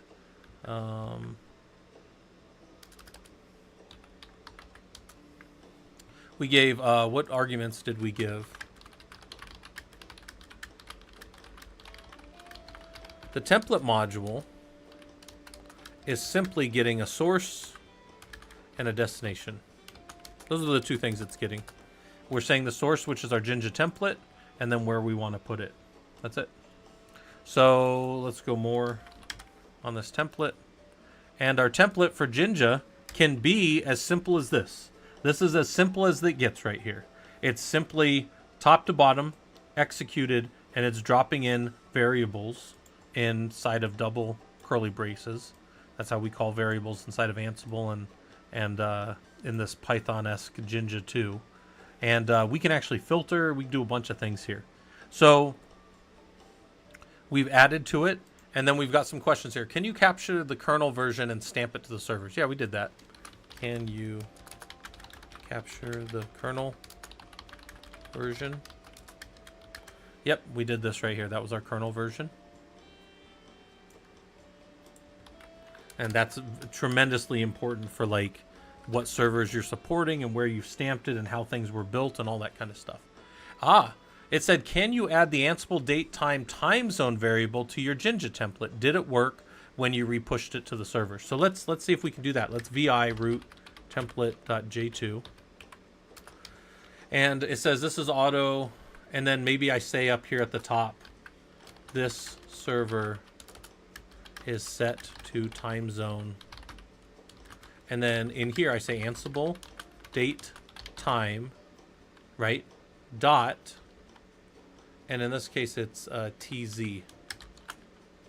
By the way, this is a matter of preference. You can keep your variables tight like this if you want. It doesn't affect the execution. And I've seen people make good arguments for both. Some people like their, variables without spaces. I think you'll find people that have done a lot of bash and shell scripting like to keep spaces in between things. But I think people who come from like a coding background, I think they like it.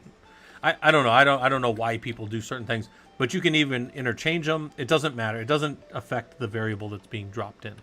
But this server is set to time zone whatever, escape::WQ. And then let's run that playbook again. And this should stamp now to the host. Didn't error. It would error if the variable didn't exist. And then we just cat the file across all the servers and look at it. And it says, yeah, the server is set to UTC. So why might we want to know? So let's see, can you...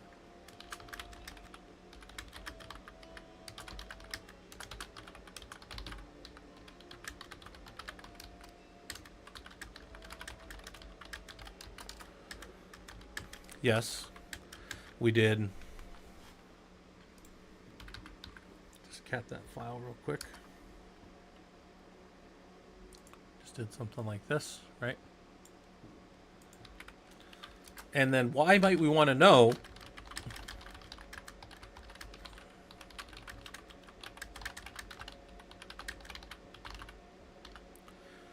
We just want to know that our server was set to the correct time zone. Maybe when we deployed this. Maybe when we first deploy this, we start getting a lot of weird timestamps in our Loki aggregator, right? All of our log aggregations come to Loki, and we're getting a bunch of weird timestamps from different systems, and it's not what we want. We're just seeing a bunch of crap, and maybe one of the things we do is we just go check to see all their time zones. We see if their time zones were set right. But the point is. And you might say, well, would that be the best way? That might not be the best way. This is just stamping to the server. There's other ways to go check time zone in a loop or whatever. But this is something that we can stamp down, and then we can know if the servers were configured in any type of different way. It's just a thing to come later and know when we did this thing, this is exactly what happened on the server. So I'm emphasizing that a lot because it's really important to know that this first Jinja thing that we're doing is being stamped to all the servers. Every server is getting it. Can you create a file on each node with 3 variables from gather facts? Yeah, we did that. We did that. That's the thing. And then now this next one is going to be, I'm doing something totally different, but I'm still using Jinja. This Jinja right here, all I did was show you how to call a flat file with variables. In the next one, in the next lab, we're going to gather all this stuff up and bring it back to us and report it on the main node. So the first one was send templates everywhere to verify things and to stamp things on servers so servers know what's going on. And now we're going to bring everything back to us so that we have a report. And I love using this type of report, guys. The thing we're going to do right now with the report is this right here. So some of you guys have been around. If you've been in our Discord for more than one day, here's our sandbox. Sandbox goes out. This is a check of all of our lab environment inside of the Professional Linux Users Group, my home lab.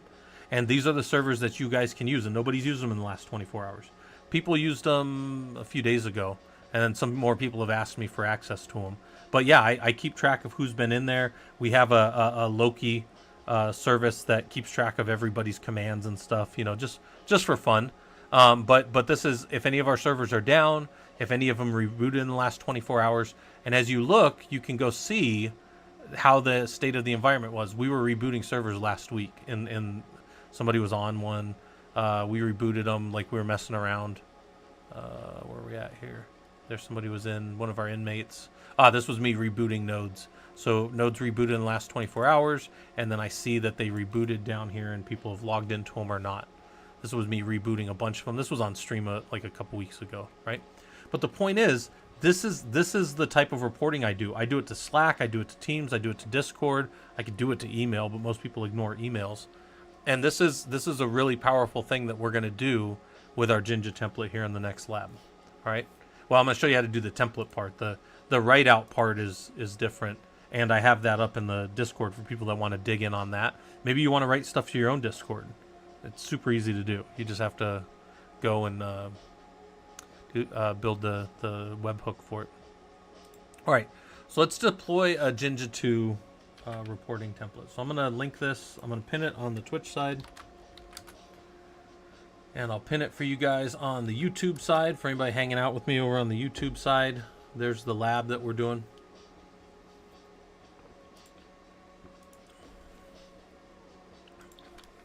How does this...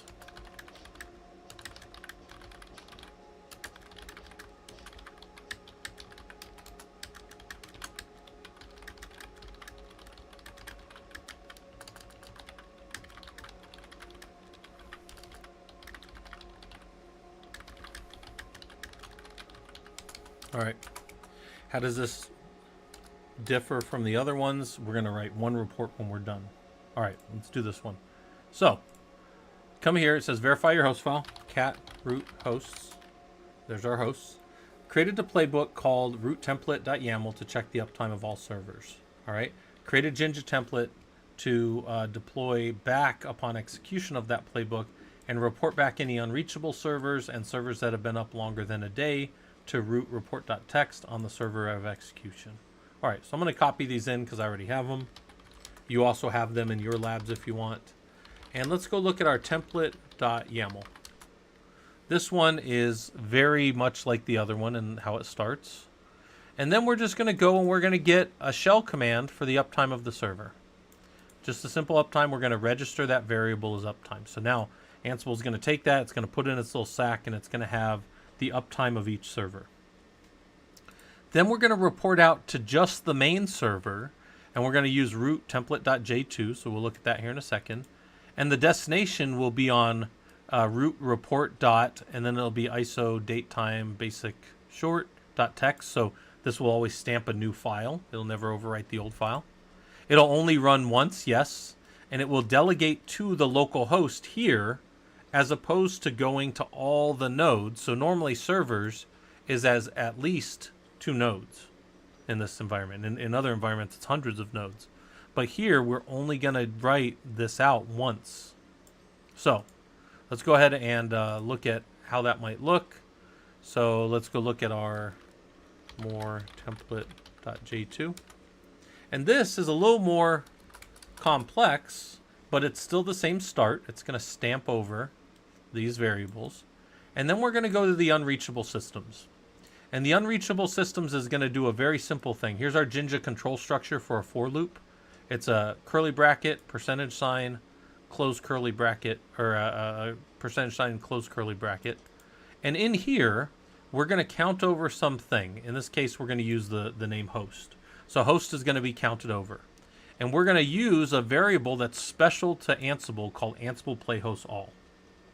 Then we're going to come down here and we're going to look for host in Ansible playhosts from playhost all. And if it's not there, then we're going to put its name right here. So let me show you how this logic works real quick. So we're going to say Ansible special variables. Ansible special variables is a very useful thing. I'm putting that in the notes as well because the notes will be up in the Discord when this is all done. So this will be a place for you guys to go look. But here's all these, they call them magic variables or special variables. Your Ansible will always have these in its sack, right? Its little sack of variables. And there's two that are very important to us right here. Playhost all and Ansible playhosts. So I just want you guys to think about this. Think of like if you've ever seen like a racetrack, like an oval racetrack, 400 meters. You go around it 4 times, it's a mile, right? 1,600 meters is exactly a mile. And you've got this racetrack, and everybody starts at the beginning of the race. All your playbooks or all your hosts, and Ansible playhost all is the list of that. So the list of everybody that was in the starting line that started to run. Ansible playhosts is as the people are running. Let's say they're running in the heat, and people are falling out over to the side. And you started with 100 people starting at the starting line running, but 20 of them fall out from dehydration or just it's too many miles.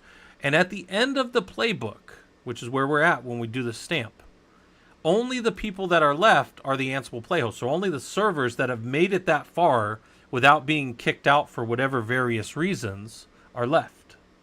So Ansible playhost all is everybody that started, and Ansible playhost is everybody that's left. So check out how how the logic here works. We loop for host over everybody that started. And at the end, if that host is not at the end, then we put his name right here. The simplest logic. There's actually a simpler way to do this with Python filters, but I wrote it years ago and I forgot. I didn't keep it. I lost it. So this is my way of doing it now. I know I can do it in one line because I've done it before. But so I always tell you guys, if one of you wants to go write that for me and drop it in the Discord, I'll give it a nod every time. But I won't. I probably won't change this because this works. But I just know that because you can do a filter comparison between two lists, and then we could just compare it and then give all the ones that aren't, and then just post those here. But all this does is it loops over the playhost all. You started the race, but you were not at the end of the race. I put your name here. That's it. That's the unreachable systems. Then we come down here, and this one's a little more complex, but it's the hosts that have been up longer than a day. So for hosts in Ansible playhost all, so we're going to loop as a host variable over everybody that started. And we've got this thing here where we say if host var. So now there's a different control structure because up here you were just using a for, and then you were doing an end for, and then you were doing a conditional if with a implied then and an end if. Now down here we come to a new piece of logic. We're going to say if host vars host. So host vars is going to be for the first iteration of this loop, let's say control plane. And for the second iteration of this loop, host there is going to be node 01. So it's going to loop, right? If the .uptime variable, which is the registered variable of uptime that we got from the shell command earlier, is defined, then you drop down into this then condition here. I don't explicitly use any thens in these, but if I did, then there would be a then down here. But if that's defined, then you do this. Else, it's just going to leave the loop, right? But then I say if day is in the uptime.std out. Remember I said we can search the standard out? Well, with standard out of uptime, you know if a server's been up less than a day. Servers that have been up less than a day don't have day in their uptime. So right here, this server's been up greater than a day. His uptime is going to say day in it. Any servers that aren't going to have day. Come on, server, you're embarrassing me in front of my friends. It's my home lab box. What the hell's he doing? Why is his load average so high? He's been up 184 days. I probably should give him some maintenance, right? All right, but anyways. if host vars does it says that the host has not rebooted today, so we'll know the ones that haven't rebooted today. And by the way, you might say, why is that logic important? Because let's say I just patched 100 servers with kernel patches, and I know that they should have all rebooted, and then I run this check against them at the end, and I find that like some are unreachable. Okay, I got to go remediate those, and I find that like 7 of them didn't reboot. They've got day in their uptime. That means those 7 are the problem ones. We have to reboot them so that there's no servers that have been up longer than a day, because in this patching effort, all the servers should have been rebooted. So this is just a report for me, right? This is just going to stamp out a report to me at the command line. So, well, let's run the play and see what happens. So we run the play. It's going to go hit all of those nodes. It's going to do whatever it's going to do. It's going to stamp it out to just the one main server. And then when I cat the report, it tells me that none of the systems were unreachable and none of the hosts have been up longer than a day. Fair enough. But what if I VI my root hosts and come down here and make a node 2? We know node 2 doesn't exist. Doesn't exist. SSH node 2. Doesn't exist. Doesn't even resolve. So let's rerun our playbook, because maybe somebody gave us a bad list, right? So now look at that. Node doesn't work. And then we go to that, and now we see that that node's unreachable. There we go. And let's see. Hold on. How long have you existed? Well, you've existed long enough that I'm not just going to immediately remove you. But it's an interesting question. So why? So I'm not going to get into junior engineers and their infatuation with the tools that you use to get to Linux. But we are doing Ansible today, so that's one. And 2, we are doing Jinja templates right now. So the vehicle by which we get to a tool, and I find this, I also find this in like, especially like the popular streamers that are like real big into like creating conflicts everywhere and stuff. It's like a junior and like maybe up to mid-range engineering infatuation with like the tool you're using to get somewhere. So I just got a question about like, why am I using Windows? It doesn't matter what I'm using. I'm getting stuff done. I'm using this. I can hit thousands of servers with this. I can do all this other stuff. But you find like people that are like new or don't really understand the industry any will ask stuff like that because I don't know, they're trying to trip you up or something.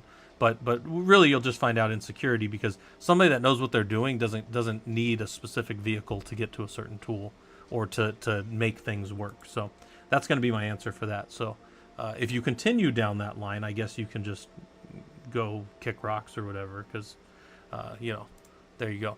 All right, so that's that. So that's our Jinja 2 templates, and it says, how does this lab differ from Unit 7 lab? What is the syntax for variable in Ansible or Jinja?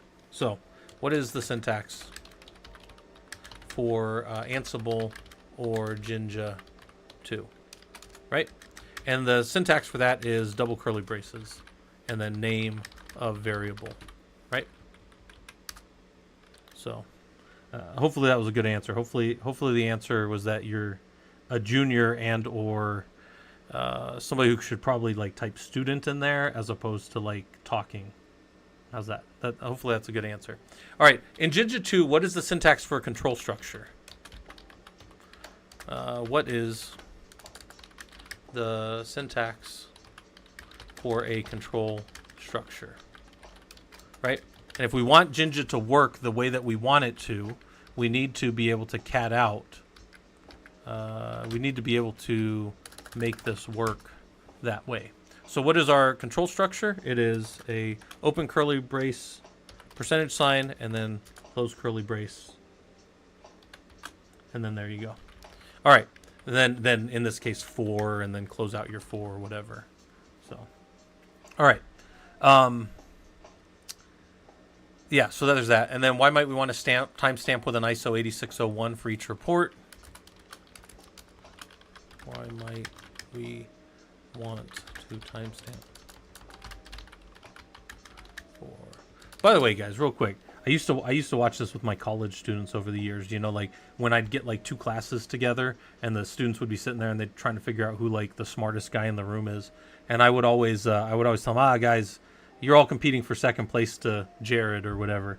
I had this one student one time named Jared that was really smart. And this is a thing that I learned early on in my career, and hopefully other people learn it. I don't have to be the smartest guy in the room. I don't have to be whatever. I'm going to be the guy over here building shit.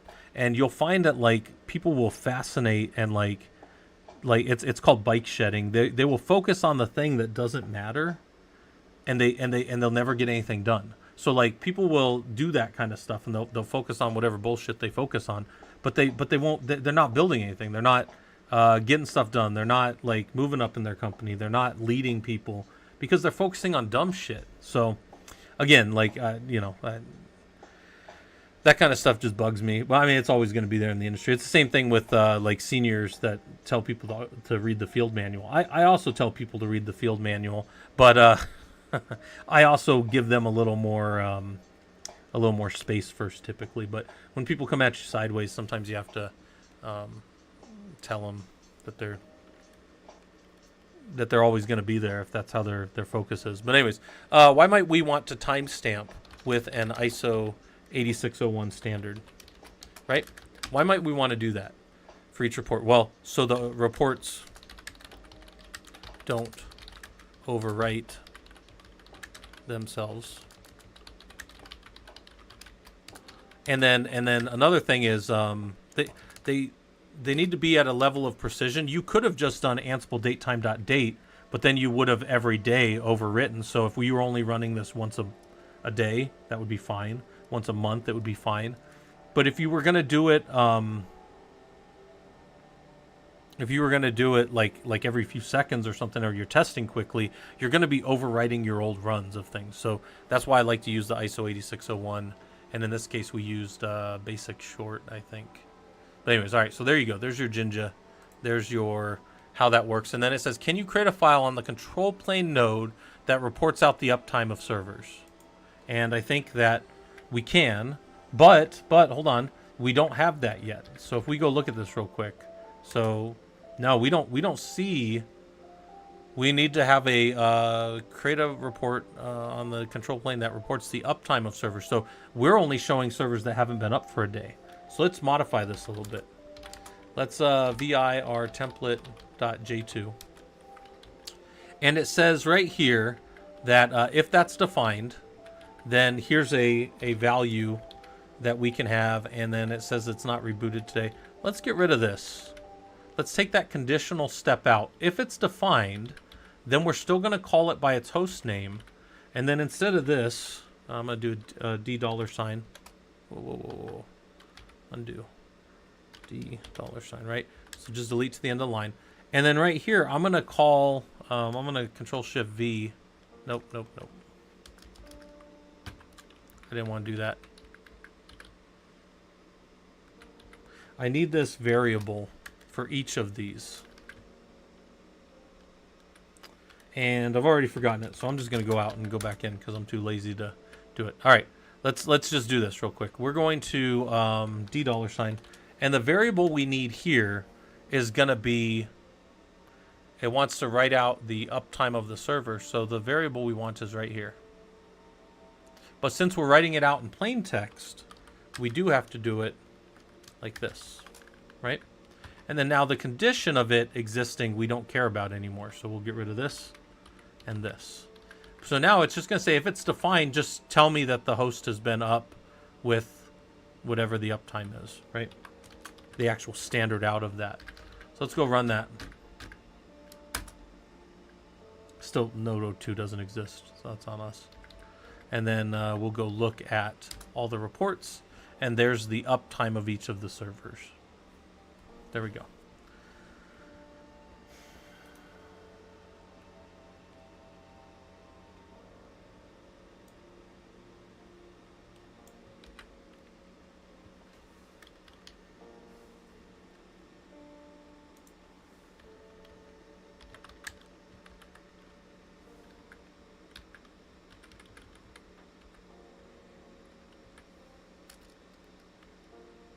All right. So, can we do that? Yes. Can we create a file on the control plane node that reports the uptime of the server? Sure. Let's go fix that busted node too, because there's no reason to leave that. Oops. Get rid of them. Doesn't matter. And then now it won't be in there in our check. And we're just looking against all of them, so you'll still see the old ones, but now on this run, it's good. There we go. Boom. All right. So then lab 9 goes into API usage. So we've done the first 8 labs again, right? And we've done our first 8 labs. Let's look at our time. We're a little over 3 hours. We could probably give a I was gonna say we could break here, or we could just be done. Let's see, it's only 10:30. Probably. Let's stop this here, but we'll go find somebody to raid. We'll keep doing this lab. We'll keep doing this structure and going through all this stuff. Let's if this stuff again, if this is interesting to you, go join the Discord. Find somebody. If it's not us, it's somebody. Find somebody that you can sit around and work on engineering topics with, right? And then we will. Yeah, we'll work on this stuff more later. All right.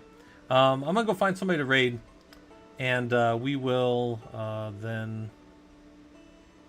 Yeah, let's find somebody to raid over on the Twitch side here. YouTube side, I got nothing for you. Just keep working on stuff and getting better. And we'll go find somebody following who's doing stuff out there. Let's go hit up Rob. We'll go raid Rob, see what Rob's up to. So, if this stuff's interesting, yeah, Morrison, we just did the first 8 labs. We walked through inventories. We walked through installing Ansible. We did ad hoc mode, we did actual deployment mode, and then we did Jinja 2 templating. That's most all the things we touched today.